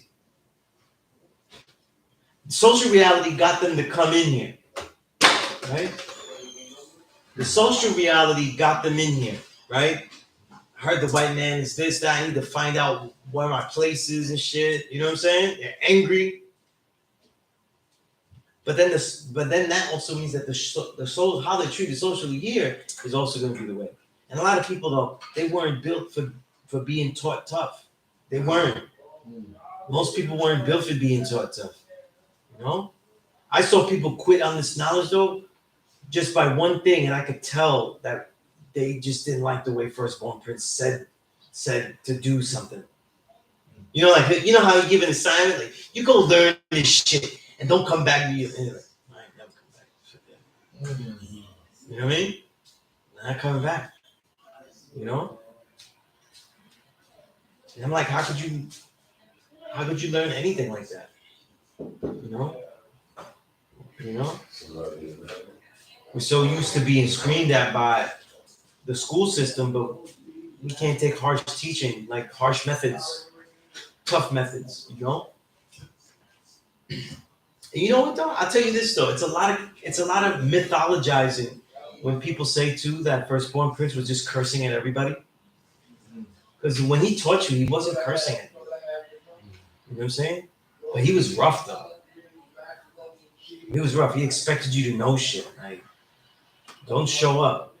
You know? And it's funny, right? Because you show up to the school because, you know, it's like a nice social thing. Like, you want to see your brothers and shit like that. But he did not treat it that way. You know what I'm saying? You better. And if, you know, for the days he lived here, it was like, listen, this is my home. Yeah, I just come here with this bullshit, just loitering. So to him, he's not seeing people hanging out in front of the school, making it a nice social atmosphere. He's loitering here. Like, you're loitering on the stoop.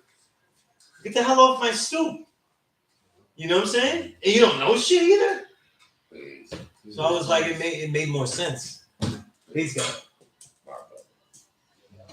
And so when you look at it like that, it makes more sense that he would be more rugged like that. But he was a great teacher. He was really great teacher. He wasn't always cursing. No, he and wasn't, he really. always that. I'll tell you something. That's what stood out though. The things that he knew, he really knew how to explain them. You know what I'm saying?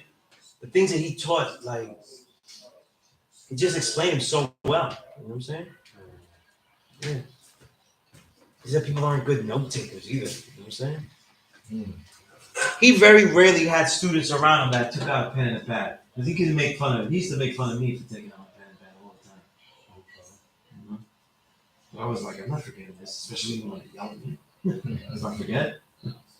Right? I was like, I'm gonna write it down. You know? But I don't know. I don't know that line between yellow and white. You know what I'm saying? Especially when we're so mixed. You know what I'm saying? People are so mixed. I think it has to do with them showing and proving. They need to show that they're original. You know what I'm saying?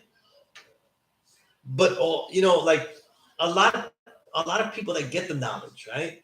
That have, let's say, a black and a white parent. A lot of times it's the white parent though that is being supportive of them finding the knowledge and stuff in their history. You know what I mean? Sometimes, I've seen that too. That's why I say that. Yeah, that's something like you said, to develop the language of how to teach that, because the discussion was also about the yellow seed of China and Japan versus the yellow seed of Latin America. Right. Because a lot of brothers in the nation, they've never taught an Asian. You know what I'm saying? So they may not even to me, a lot of them don't bear witness to the Asians are original. You know what I'm saying? And they never really been around their culture to see how they are original. All I know is I've been around Chinese though, and they do shit that only original people could do. You know what I mean? And I don't mean like we be doing like, oh, they crack jokes this way like brothers do. No, I'm not talking about that shit. I'm talking about actual incredible achievements and shit. You know what I'm saying? Incredible shit. And obviously, my experience is through martial arts. So I'm like, yo, I seen them do shit that white people ain't doing that. They're not doing that. You know what I'm saying? But intellectually, the history that they preserve, what they've been able to do, like, it's original. These are original people. You know? This takes a kind of study though that a lot of people really take things on face value. Yeah, and as I said, like scholarship is always still stuck on African origin of. Yes, the first Chinese guy was dark. What about all the other Chinese guys? Because if you make a big deal about the shade of the first Chinese guy, then that means are the other ones invalidated because they're all yellow? Right? How long did it take for them to get from dark to yellow? That's the shit. Well, who's doing that? Who's doing that study? Because no one studies that. Because the way people study it, right? All they study is there was one, so you see that there was one, but you haven't proven genetically that that's even the one that became the other ones. Because you've done no studies of after.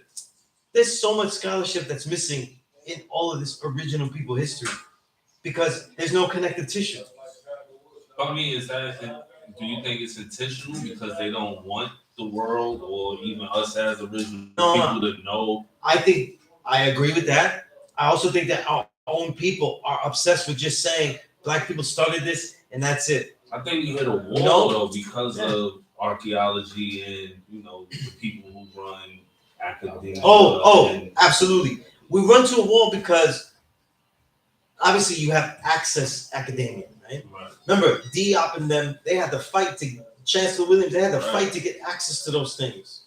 So that's one thing, But I think now it's because of the questioning. The truth is that all of the research has been done. It's all basically been FBA, it's all Tariq-like history, Oh, we started everything. That's all you need to know. We're the foundations of everything. That's why I use the word foundational. We're the foundations of everything. Give me money. He doesn't care about other original people and the plight that they go through because it's like that has nothing to do with the money I'm trying to get. So that would equalize a brother that is going through colonialism. That would equalize people that are going through this. We can't do that. This money needs to go to us. It's about money, but nothing else. You know what I'm saying? And money is the worst way to pay back all of the shit that's going on here. Money is so easily devalued. You know what I mean? We don't need it. Reparations shouldn't be money. Reparations should be assets, like real assets and land. Does they give you $1 trillion? Tomorrow, Then they realize tomorrow, though, you can't buy shit with your $1 trillion, though. You know what I mean? Right? Jones Act. Yeah, that's like saying, listen, back then, I'm gonna give you the $50 gift certificate that I owed you about 200 years ago. Here you go. Right? You could buy 5 things at Whole Foods with that. You know what I'm saying? Like, right? Look. No, give back Def Jam. Yeah. Give back BET. Right? Give it back. All these, the outlets, because that was digital land. BET was digital land, you know, these, now you have all these things that Give happen, back Motown. right?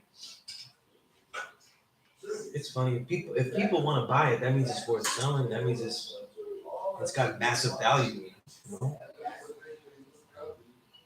You wouldn't want to give away your music anyway, right?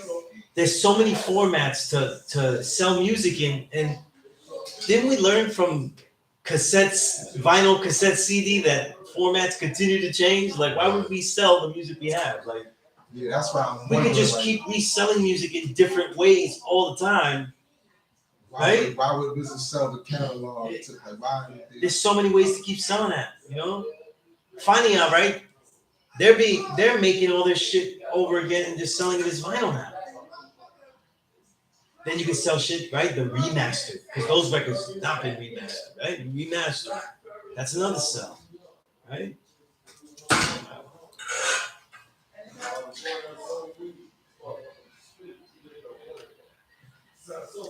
I think this is a good question. Oh shit, I lost it. Are there similar lines qualitatively distinguishing black, brown, yellow? When I used to build with the gods about that, there really aren't, though. It's just like physical denominations that you apply. So there's always going to be a brown seed that could go either way. There's always going to be a yellow seed that could go either way, that he could be brown. You know what I'm saying? Shit, if you hang out with me in the summer, though, you'd be calling me a brown seed by the end of the shit. So those lines are blurry. Those lines are blurry. Those lines were basically to say how that we have experiences that are unique and we are diverse. You know what I'm saying? And I think as we go along, those lines will be more culturally. When we start to really, really teach everybody. We're not even started.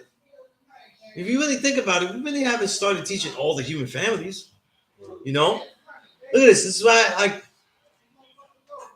people go, like, we teach all the human families, though, but I remember, then people say,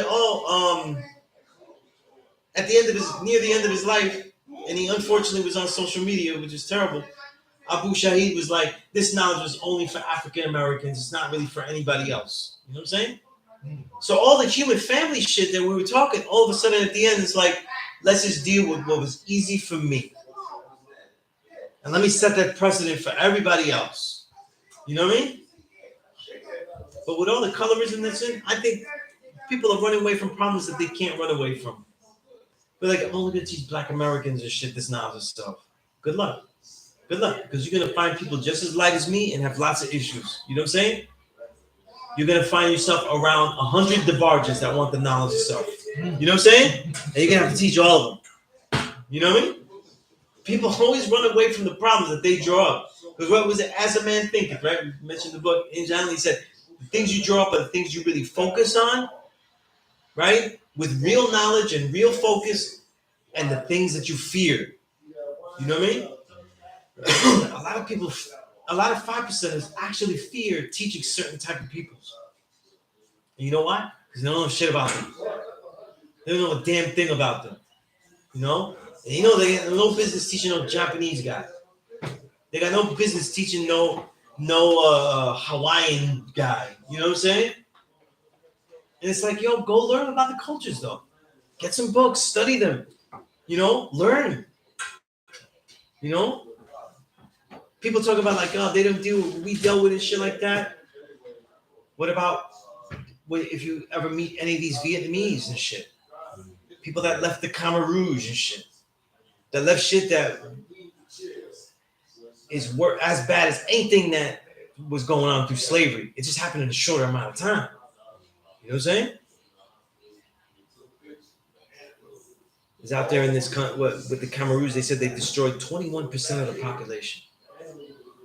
Can you imagine that? Now, slavery was much worse, right? As a large thing, but in a concentrated amount, 21% of the population in about like less than a generation. That's ridiculous, guy. That's super trauma. Like those people, like if they just live a menial life of being a janitor here in America, that's like balling. You know what I'm saying? Like, and it's why like sometimes the knowledge of self is hard to teach to people because we teach by like they're oppressing us to this that, and a lot of immigrants come here and they're like, man, this is fucking great. This is great. Like, oh, you got a problem with America. cops bothered you, man. Cops bothered us when we at though. We dead. Like they just unmarked grave. Like so, like it is horrible here. But where they're coming from is different, so they're harder to teach the knowledge of self because it's like I don't have a need for that knowledge. I just want to be regular. I just want to be what regular is here. You know what I'm saying? They want to be 85 in this land. They don't want to be 85 in that land. You know what I mean? So it's like we gotta learn these different, learn that. Listen, that's true, but for subsequent generations, they'll be assimilated and they will go through it. You know what I'm saying? On the level that it is here. You know? That's why we don't teach the old. You know what I'm saying? But because the traditions, right, of other original peoples are from stronger family traditions, right? In other words, because let's say our family tradition is like, I'm like, what is it? I'm actually second generation here, right? We're already Americanized, right? So we're being taught by TV, all that bullshit, mad propaganda, though. So they have stronger family traditions where whatever they taught is strictly just their family to you. Whatever, right or wrong, it's just the family. You know what I'm saying? But the generations after, they'll get them. They'll get them soon enough. That's why we teach the babies right before they get them. But yeah, I wouldn't say I know like distinct markers.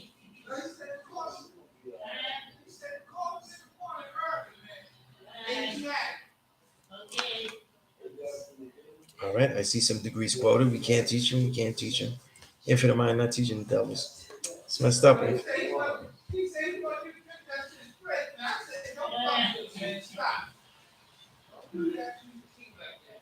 Okay, I see the sword. All right. It's all because of a woman. Yeah, hold to it.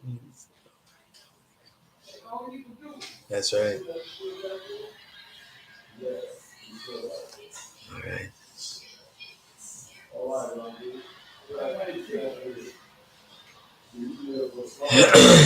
Yep. The final song. Yep.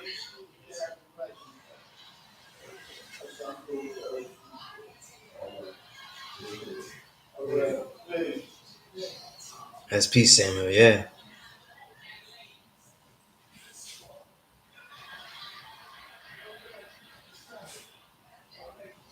The who's black enough thing. That's right.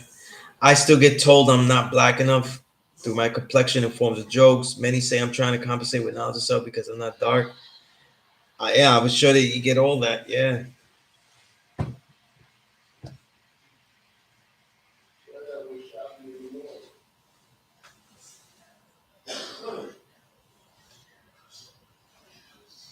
Malik, you asked me, is that we or most definitely don't understand the understanding wisdom degree in its entirety? Is it we or most? I'm not gonna say how many. I'm saying people don't understand. I don't want to say a percentage, but yeah, the jungle way of life is definitely savage.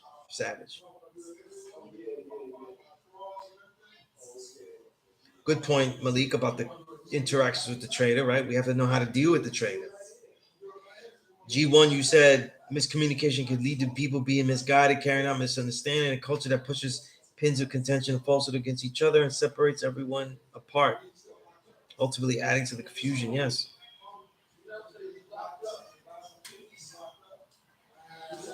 That's right.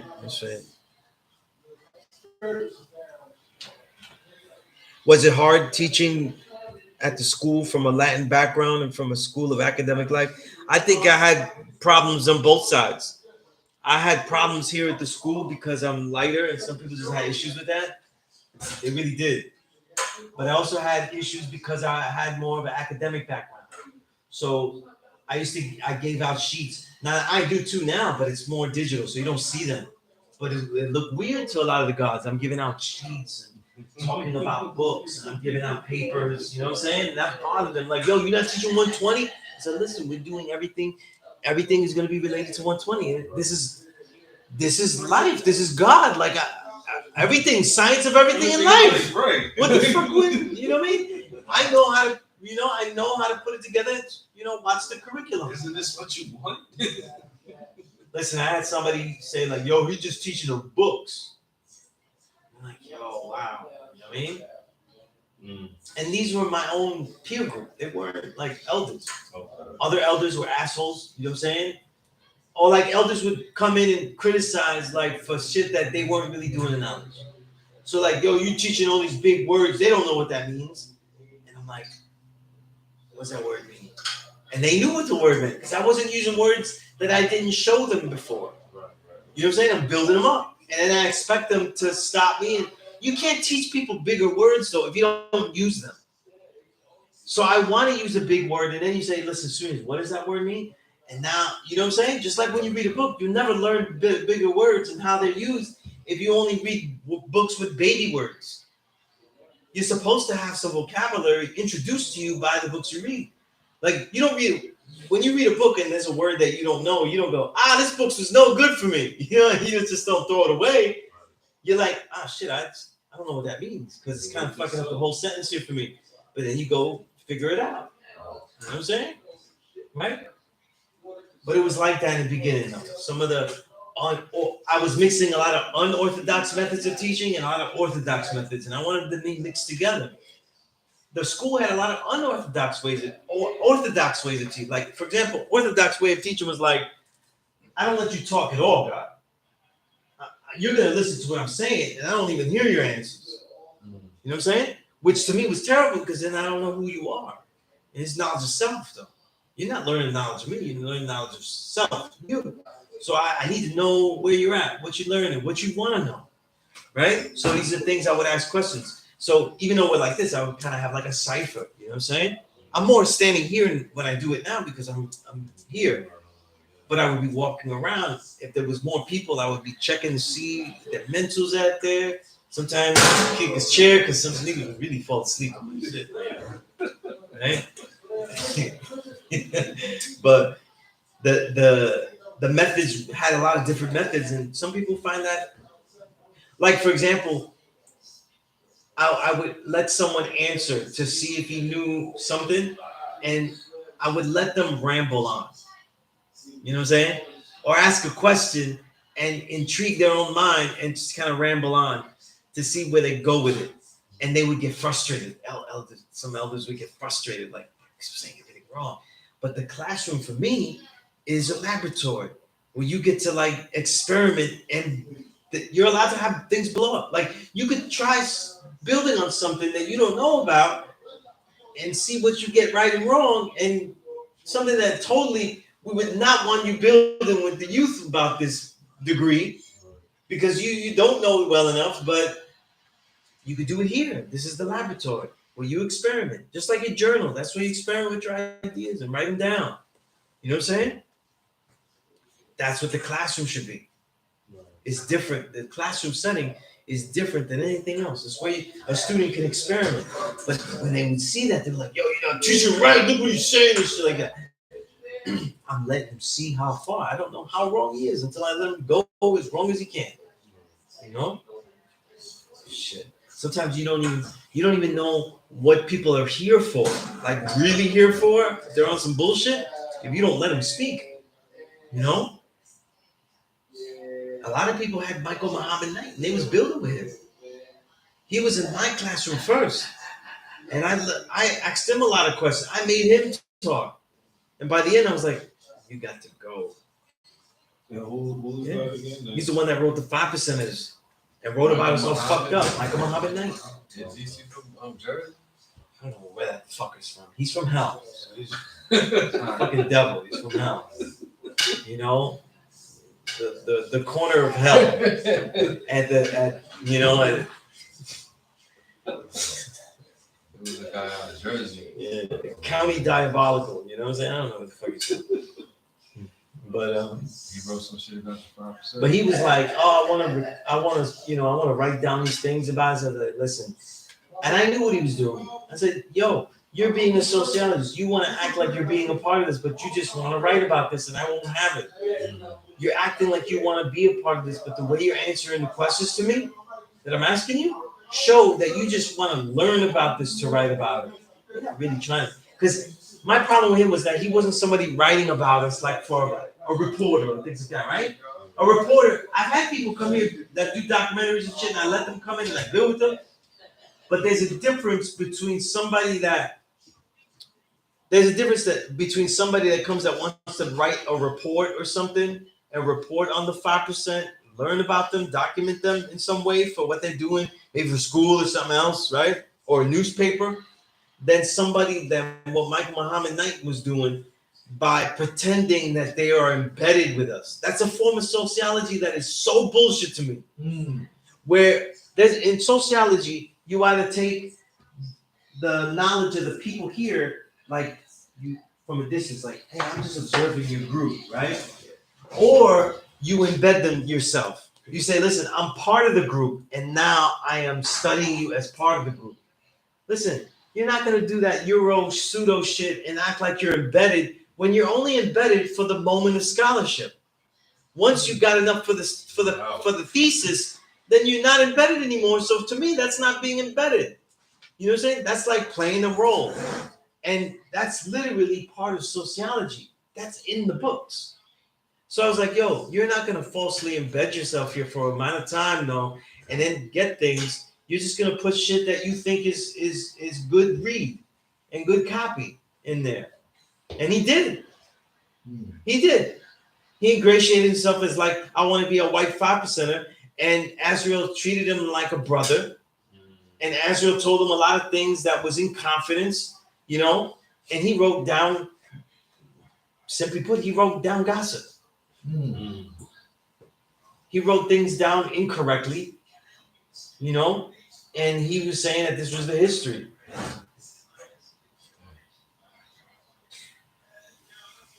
But people are so happy that they see a book written with our flag on it. And they wrote about us, and we let the wrong motherfucker in. You know what I'm saying?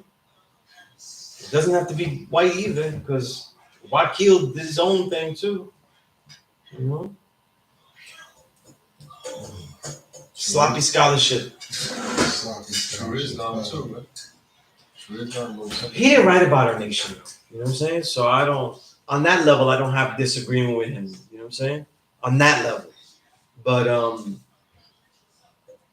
he didn't write books about us, you know what I'm saying? So who wrote the In the Name of Allah? In the Name of God? Those two books, Volume 1 and 2, Wakil. Oh, okay, pardon me. That's peaceful. That means that you could read them though, but just know you're reading some bullshit. You know what I'm saying? But it was definitely had its challenges, you know, and I didn't mind the challenges though, you know what I'm saying? Like I never minded the challenge of somebody going, you Puerto Rican though, how are you original? Because this is a classroom. Sit down and you get educated. But if you're asking me, like I said, if you're asking me a counter question that will never be answered, then you're being disingenuous though. You know what I'm saying? And you're just doing it to rile me up or something, or try to, you know what I'm saying? Then, you know, I've kicked out many people from this classroom. And a lot of elders that you'd be surprised who they were. You know what I mean? I kicked their ass out too. You know? I've kicked out elders that think that they're gonna hold court here and do like my class is 3 hours and they're gonna do a 4-hour seminar here. You know what I'm saying? Thank you. You're finished. You know what I'm saying? Right? You're finished. You know what I'm saying? Yeah. And they just ramble on and shit like that. I've had people build in my own classroom while they're throwing darts at me. Side darts. You know what I'm saying? You know, because some people, they just teach about books, but this nation isn't about that. Like, you're a dick. This is my classroom. I'm teaching about books right now. Like, you know, it's like they'd be saying shit and they would do shit like that. It would be so passive aggressive, and I hate that shit. Like, if you don't like me, just say, listen, I hate your shit. And no, don't act like you're adding on in my class. So I'll be like, yeah, you know, because some people, though, they wear boots when they teach and shit. And that's not really the way you should teach, though, you know? Right? But some, on your track, yeah, you know, your own shit. Yeah. Like, and some people do it by default. You know what I'm saying? Like, there was one guy, I love him. He returned to the essence. I love him. You know what I'm saying? But he was even in my class, and he was like, I hate the idea of a classroom because it's like indoctrination. It's like, he wasn't saying those words like that, but he was saying, like, you just end up teaching people, you have them sit, you know, teach. And it was insensitive to me because I'm teaching here, but I also agreed because I just said I don't teach in that orthodox way in the classroom. I don't just be lecturing and having you submit to what I'm saying and things like that. But his build was that he didn't agree with the teacher-student relationship in a classroom setting because it was imposing. You know? And I thought, like, that's a lot of times people in classroom, they don't know how offensive they were when they would say shit. And they definitely didn't realize how illogical it was that they sounded. Because if I told you who it was, you'd be like, on the street level, you were imposing as hell. And most of your students, you know that they were just following you because you were an imposing figure. So, you know, people talk like the classroom setting is so dominant. Like, you know, I'm teaching and have this authority of the classroom, school, right? They're out there in the teach, though, using their imposing will to be dominant over someone else. And that's getting the teaching across. And they're fronting, acting like they got the teaching across because it was engaging. You know what I'm saying? They were getting the teaching across because they are a dominating force. You know, so you have to be careful about that, you know? Right? I have an idea of who that might be. I'll tell you who it is after the camera. An idea. There's a lot of people that fit that. You know what I mean? I'll tell you who hated me too. You know, and even before he returned to the essence, he came to a class though and said again though, overtly, I never liked you, but you did your thing. You know, you did what you had to do. And I was like, thank you, asshole. Thank you. That was I said in my head. I didn't say that for real though. I was like, but he really, really hated it. Like, yo, one time I was like, yo, I was just gonna punch him in the face though. And I was like, that wasn't gonna go well for me. But like, I just wish that somebody wouldn't be so passive aggressive because I can't just punch people though. You know what I'm saying? No, then I would be a bully. You know what I'm saying? Right? It doesn't matter how short I am, though. People see me do kung fu now. I'm a bully. I can't do anything. So I can't just punch people that deserve it. You know what I'm saying? Then I'm a bully. I don't think I can bully anybody though. It's not fair. But there's all types of ways to get the teaching across, though. You know what I'm saying? And a lot of times it gets bullied across.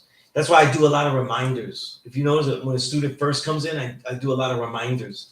Like, yo, you're still making your decision. You make your decision, you know, step away from this. You know what I'm saying? Just in case, you know, magnetic, you know what I'm saying?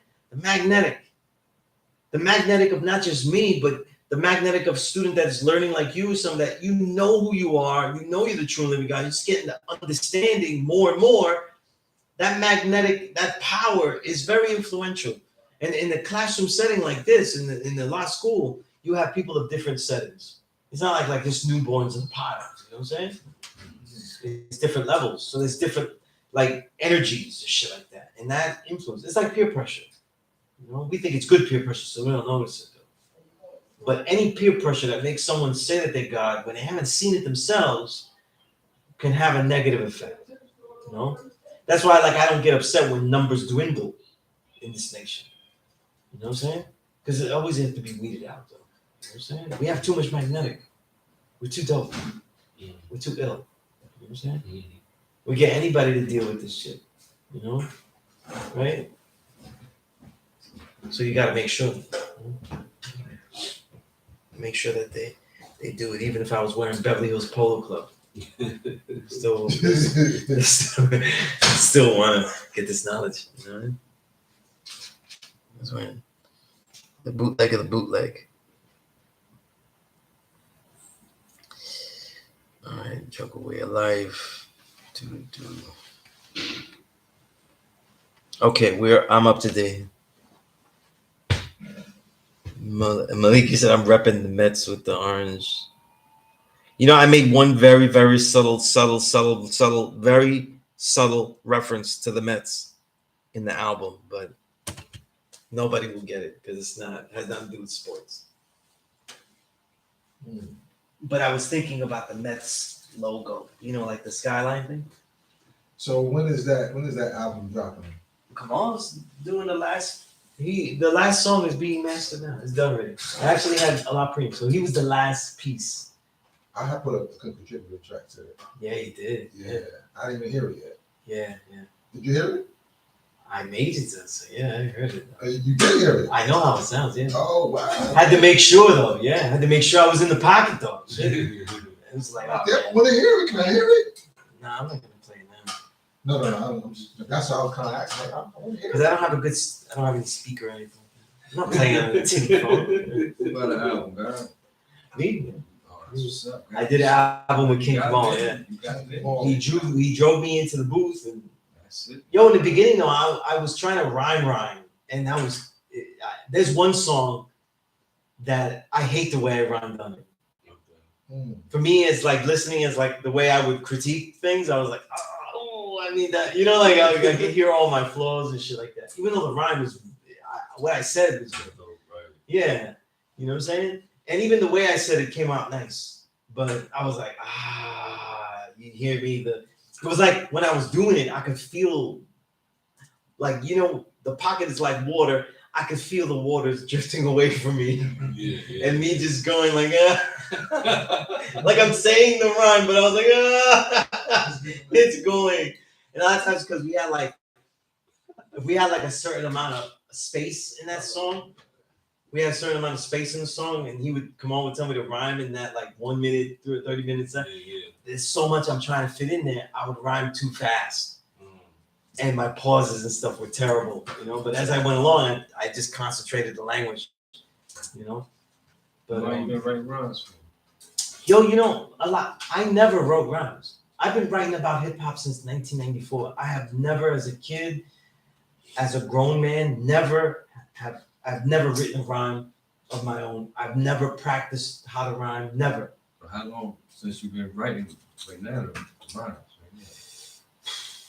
For songs, Yeah. less than a year. That's And there's only like more poetic stanzas and stuff like that I was doing because a lot of people asked me to be on songs with them.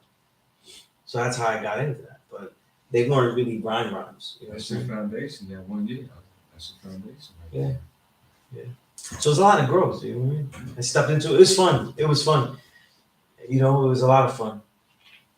You got a lot of ammunition because you got all these years of writing. Oh hell yeah, of course. Yeah, of course. A lot of the songs that like for ideas, I would just go through old poetry and just like some parts of the verses are just poems that I just restructured because they were dope. And I was like, wow, this would sound dope. I just need to restructure it, give it a rhythm. You know? Because on paper, you could make your own rhythm. You know what I'm saying? You make your own rhythm and it never stays to one thing. That's the thing about poetry, especially, you know? And getting out of that mindset. Because I write in a mindset like, what is the understanding? What is everything I need to say? And then I say everything I need to say nice, in a nice way. But then now I have to find it and put it into a rhythm. And then I find like, you know, everybody's doing, you know, the 4-bar, like, you know, get on the 4 beat. Like, Kamal's always teaching me about that. I find that very limiting. I find it very limiting. I don't want to just stay on that. And sometimes I get bored. Like when people want to hear me on that through the whole song, and then I deliberately fuck it up myself. Like I'll throw an extra word to take it off. Yeah, you know. But look at RZA. He said the most things to me. RZA 97 said more things than I've ever heard anybody say in a song. You know. Right, so unless you're KRS-One, So he's like the best combination of that. He says so many things, but he's so great with the rhythm. You know what I'm saying? Like it's always so perfect. You know. But that's like studying Jordan. Though. I can't dunk. You know what I'm saying? Like, You got your own flow. Everybody got their own flow, you know. yeah, I didn't know I had one until I didn't know I didn't know what it would be like. I didn't know what it would sound like. You know. But fluctuating in and out of different flows, I did that a lot. There's some songs that did that a lot too. You know? Especially the song that's gonna be controversial that I'm gonna get in trouble with. Oh shit. Yeah. Let's just say all of the critiques I critiqued so many artists through the years that I saw burnt bridges for me, just having good critiques about them. So I took the guy that deserved the most critique and I just wrote about that one. So you know who I wrote about. Yeah, you deserve that shit. I just wrote about him. And people think like it's not dissing him. I literally mentioned things that he did, things that they did not let me cover and everything, you know? Like, for example, I always say this, like, as an example, I would say, listen, they wanted me to, when we was at the source, we spent 2 weeks, it was like 2 weeks of just that. It was ad nauseum, going fine tooth comb of what we're writing about Funkmaster Flex and P.E.A.C.E. Because I wrote that piece and I had to fine tune it. Because if you write something that isn't true or could be construed as insinuation, we'll get sued. I started to keep looking through it, reading it, going into detail. It was almost like I was writing a contract, not an article, right? And after I wrote that, I was like, you know, everybody care about the guy that took the P.E.A.C.E. But nobody disrespects or has lack of respect, as they should too, with the guy that gave the P.E.A.C.E. And they said, well, how do we figure out that guy? Well, whose song did they play? Whose music did they play? That's the guy who paid, right? Years ago, he took P.E.A.C.E, he ain't shit and everything like that, but they loved the particular records that were played while P.E.A.C.E was being taken, right? So I wrote about that guy. Got it. You know what I mean? Because people think like, oh, it was just because he's the best and shit like that. Nah, that's not how it works. That's not how it works. Mm-hmm. They paid the P.E.A.C.E. You know? Nobody cares though. You know, we should care though. But it was a list of things because we accept things, you know what I'm saying? We accept things, you know? And that was really the point of that though. Right? People accepting things, not really questioning things, you know what I mean? Especially in our culture, you know, well, you know how much I hate rugged individualism and that concept. So I had to do something with that, you know? Because I think hip hop today is the underground, this what I call invisible renaissance. I think it's getting industrialized like by self-industrialization. I think the people that made their own industry, their own independent enterprises and made their own unique shit without labels and other people telling them, I think that they're now self-cannibalizing. You know what I'm saying? And making that the format. So that they'll throw that integrity out the window. You know what I'm saying? I heard this thing. There's an MC. He's okay. You know, he's okay. He rhymes about the street, and he just did a song with Lord Jamal. It's funny, right? Everything related to Lord Jamal, I always have like a criticism of it, but that's the way it is. But there's an MC Great God, right? He calls himself Great God. He spells like GRAA. You know, the fucked up way. Great God, right? Whatever. And he seems to have knowledge, I guess, right? Whatever. I don't know. Wears a mask all the time. And he was saying in the interview I heard. And he was saying like, yo, when I get into the position, then I'm gonna build. But I can't really do that now. He's gonna build what? Like just say positive things, you know, righteous things or the right, but I gotta get there first. And I'm like, why do you know people have been saying that to us forever. And we use that as an excuse why we listen to music and why we listen to arts and why we accept things from politicians because it's like, I can't quite do it now. This is what we could do. We could do that when we get there. We're always accepting that. And we accept it in art too. Like, he's just going to talk about drugs killing and the hustle and how he had to get, because he's doing the same thing as hustle. I'll do nice things after I get my shit. That's what I heard. I didn't hear, I'm gonna do things for us though when I get on and shit like that. I don't need your fucking help to be a spokesperson for righteous ideals. I think it's egotistical. You know, like an artist will say that, and I think it's the most egotistical shit. Like, you're the one that's gonna represent me and give me that gift horse of saying righteous things when you get up. So now I have to help you and give you all the money so you can say all the fucked up shit that gets you on. And then when you get on, you're gonna say something nice for us though. And it's to destroy millions to save thousands. It's always that approach. Destroy millions is the Carnegie way. Destroy millions, make a library. You know what I'm saying? That destroy millions, save thousands approach is like what black pop rap music is about. It's always been the excuse. You know? Ludacris knows better, right? He's college educated. I'm gonna write about hoes though. That's my main topic though that you'll know about though is hoes. And he's got bars and shit like that. Yeah, he's got bars that can rhyme and shit like that. But you're really gonna know about the hoes. That's how I'm gonna get there. The hoes. Area codes, hoes. Stolen bows, hoes. That's how I'm gonna get there. When I get there, I'll make a foundation for the hoes. Stop hoes from being hoes, you know, help hoes from not being hoes. You know what I mean? Hoes to college. You know what I'm saying? So you save hundreds while you ruin those. And then that neighborhood shit. I used to always hear the neighborhood shit. I'm doing this though, but my whole neighborhood eats though. So the world hears all this type of bullshit that you rap about. Is indoctrinated by it. But your hood though has some more people getting some money. You know what I'm saying? There's more people that you hired from your one lone hood in America.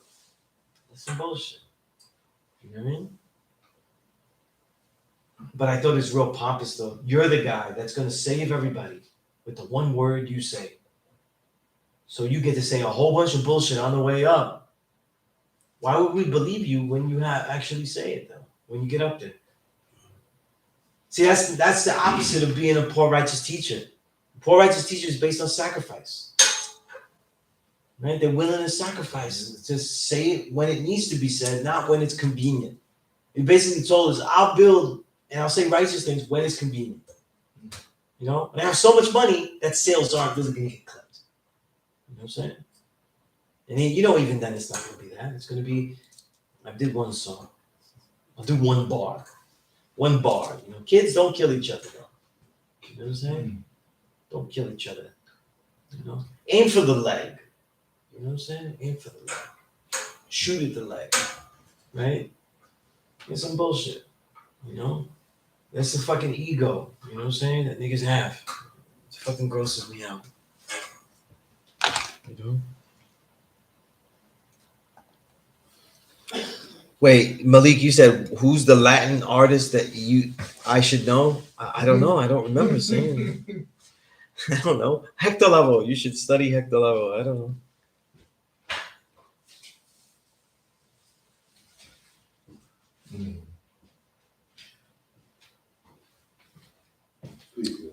I got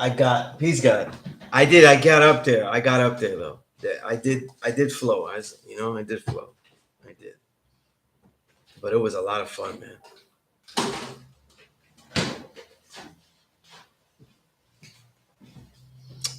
Good question, Malik. Poor, is it universal in all the degrees? A third degree in the 1 to 14?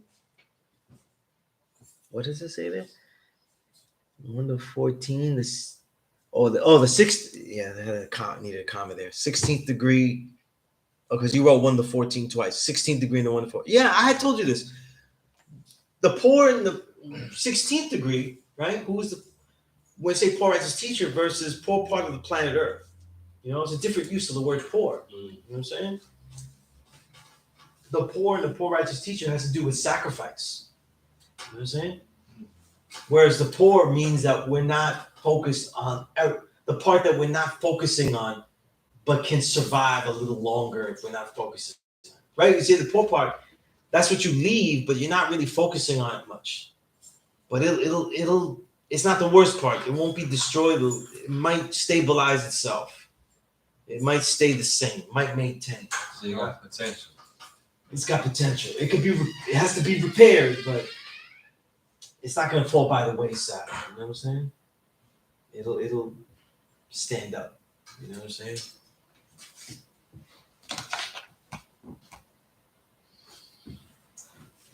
I'll be saying 6. What was I saying? 6 to 8 p.m. And how am I still here? Yeah, I was about to ask you that. How am I still here? But it's peace, though, God. Next week, I have to get myself some incense sticks, though, because these gods are killing me right now.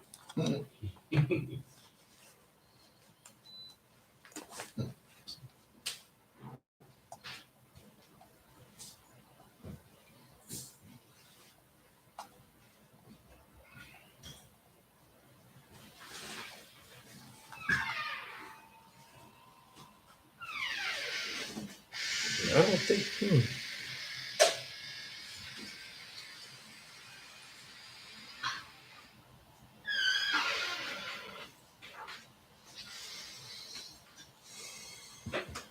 Okay.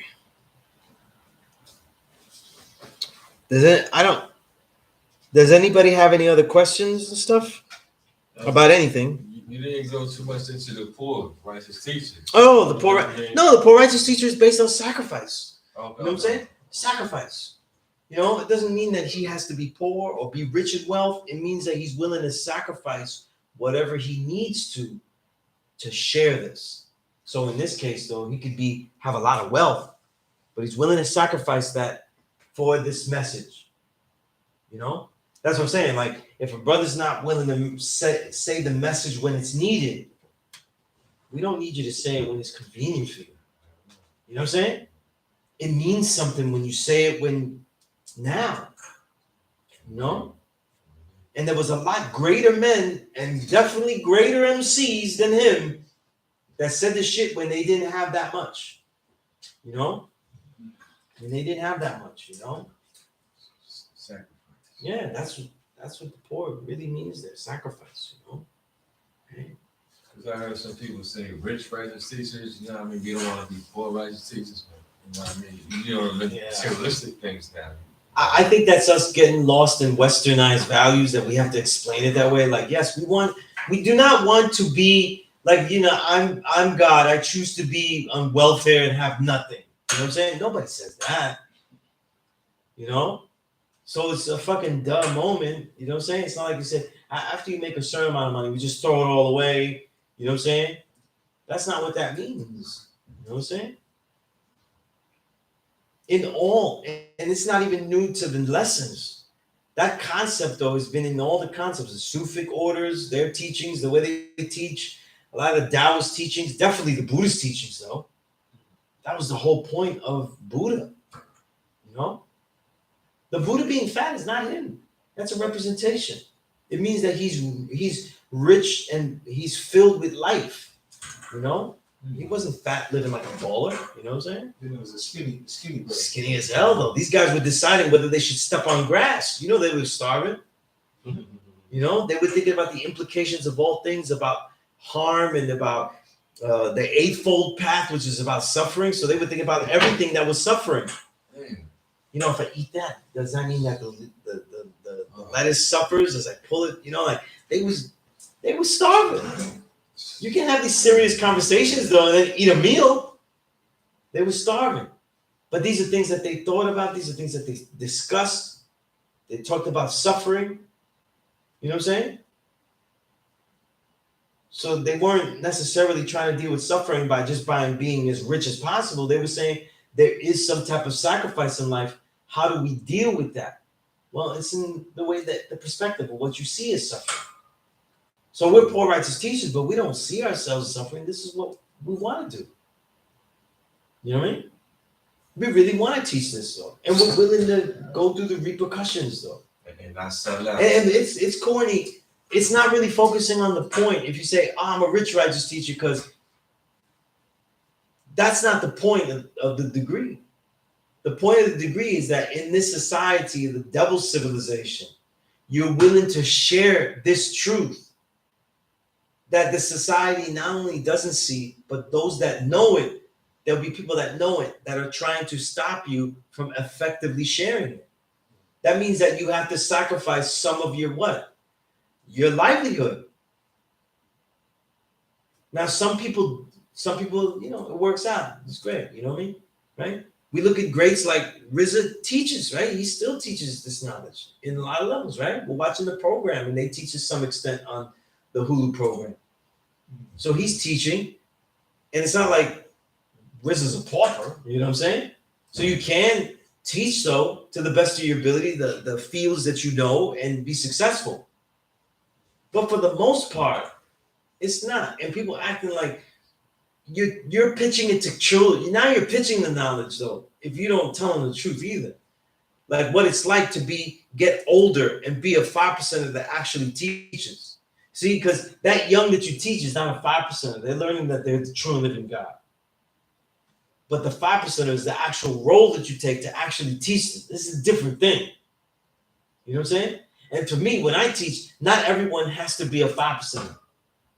But many of the students I teach, they'll be God, and they, you know what I mean. If they're younger though, they're not being expected to go out there and teach like that. You know what I mean? They're expected to learn it, utilize it, and do righteous things, right? But once you start teaching something, it changes the impact that you have because you're being a voice for something. You know what I'm saying? And it's dealing with a spiritual matter, like I said before. It's a spiritual matter. It has to do with God. So now people that don't like religion might see you as a zealot. People that know that shit you saying is definitely not religion, though, are getting mad, right? So you have opposition, right? And that's sacrifice, though. To have a life with more opposition is a sacrifice, right? Well, we're black, though. We need more fucking opposition. If we go out and get more, right?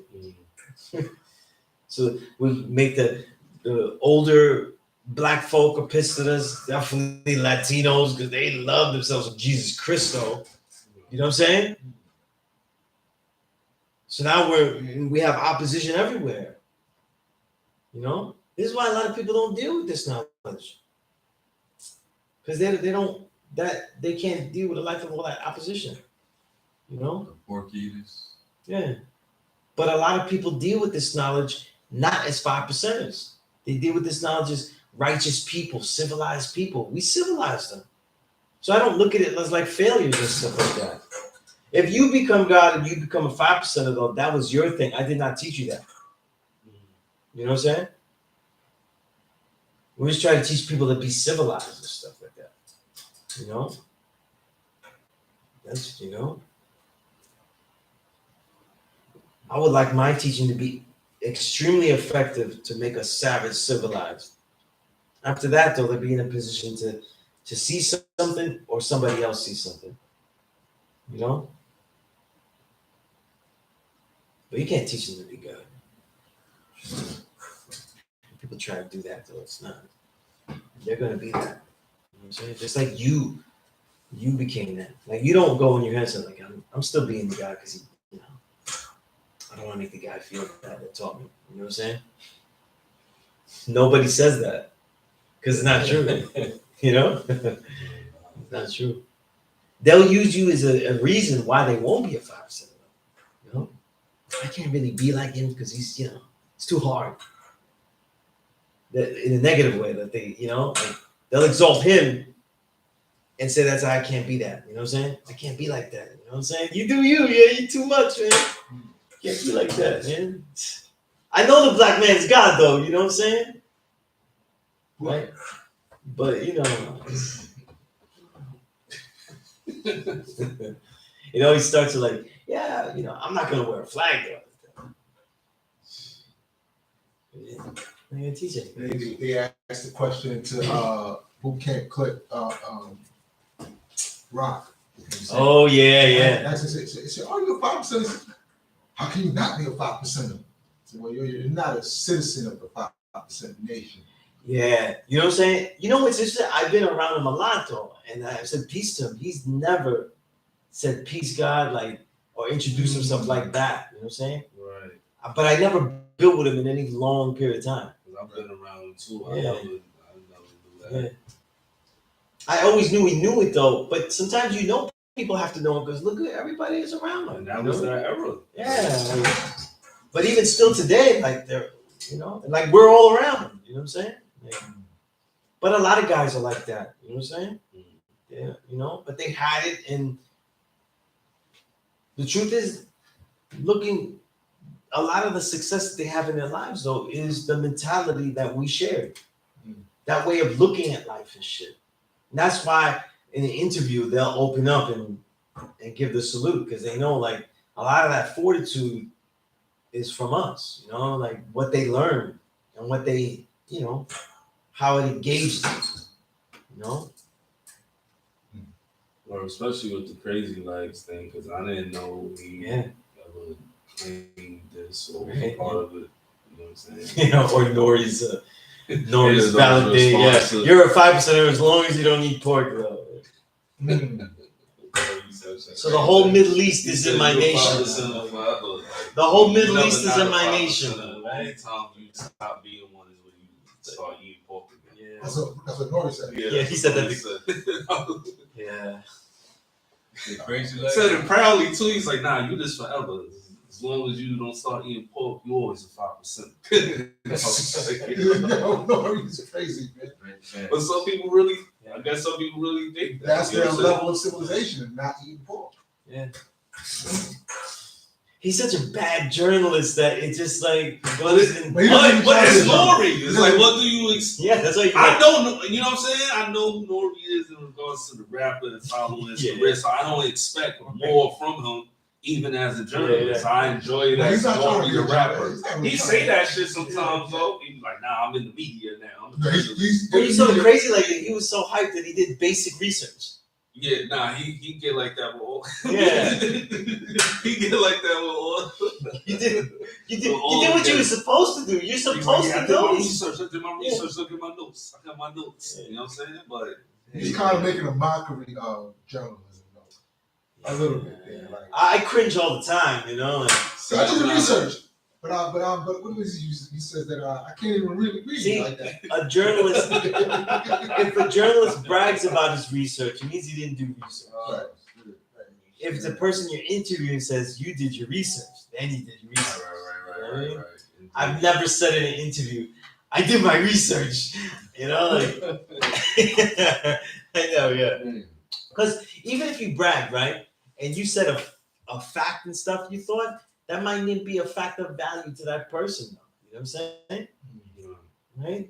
And sometimes it could be facts that they didn't want you to know about them. So be, I did my research, man. Your social security number is, yeah, so you have to show them by the quality of the question. All right. Thank you, Malik. All right, so the album is coming out soon. It's a lot of fun. These songs are really not the same. They're all about different shit. I think we was only like doing battle raps like on 2 songs. The one that he produced, I definitely did like a battle bar, I guess. Oh, you on it? I'm on it, yeah. But I layered this shit. It's very simple. It's like my most simple rhyme scheme I have. Okay. But it has mad layering. I don't know how to write shit simple, Like I do. There's not one simile in the album. I don't use. Okay. Or even metaphors. I don't use none of that shit.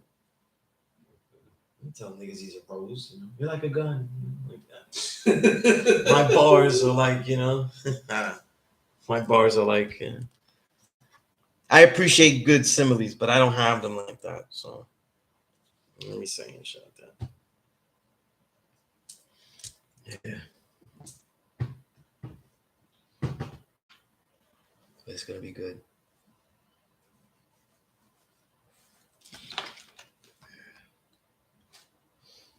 You can't fuck up an Inf Mega track, that's for sure. I can't do that. No, that would be blasphemy though. It's like I had to do something like that. Yeah. That's my personal album. That's what's up. What's up?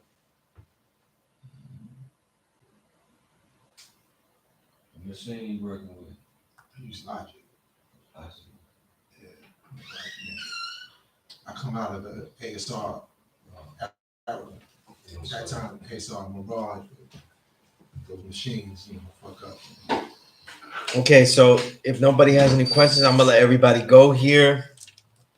I'm gonna put my email. After 10 o'clock tonight, man, you damn near burned all my batteries, man. Oh, that's peace, guys.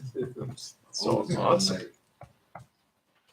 And with no controversy, everything I said tonight is gonna cause no controversy, right? Yeah. No, there's that part. I did. I did. There's that part. There was that part where you said what LeBron you said. James. And they're gonna remix it, man. Oh yeah, that's right. Oh shit. What did I say? You said you hate him because he's LeBron James. Oh, And he was like, because he's yeah. dark. Skin or something I like hate that. LeBron because he's dark. Yeah.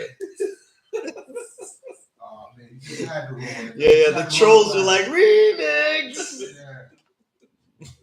They was remix on shit. So, Hi, There's only really DJ. one- Peace, there's guy. only really one main troll though. He takes on many aliases, Yeah, but look, right. peace.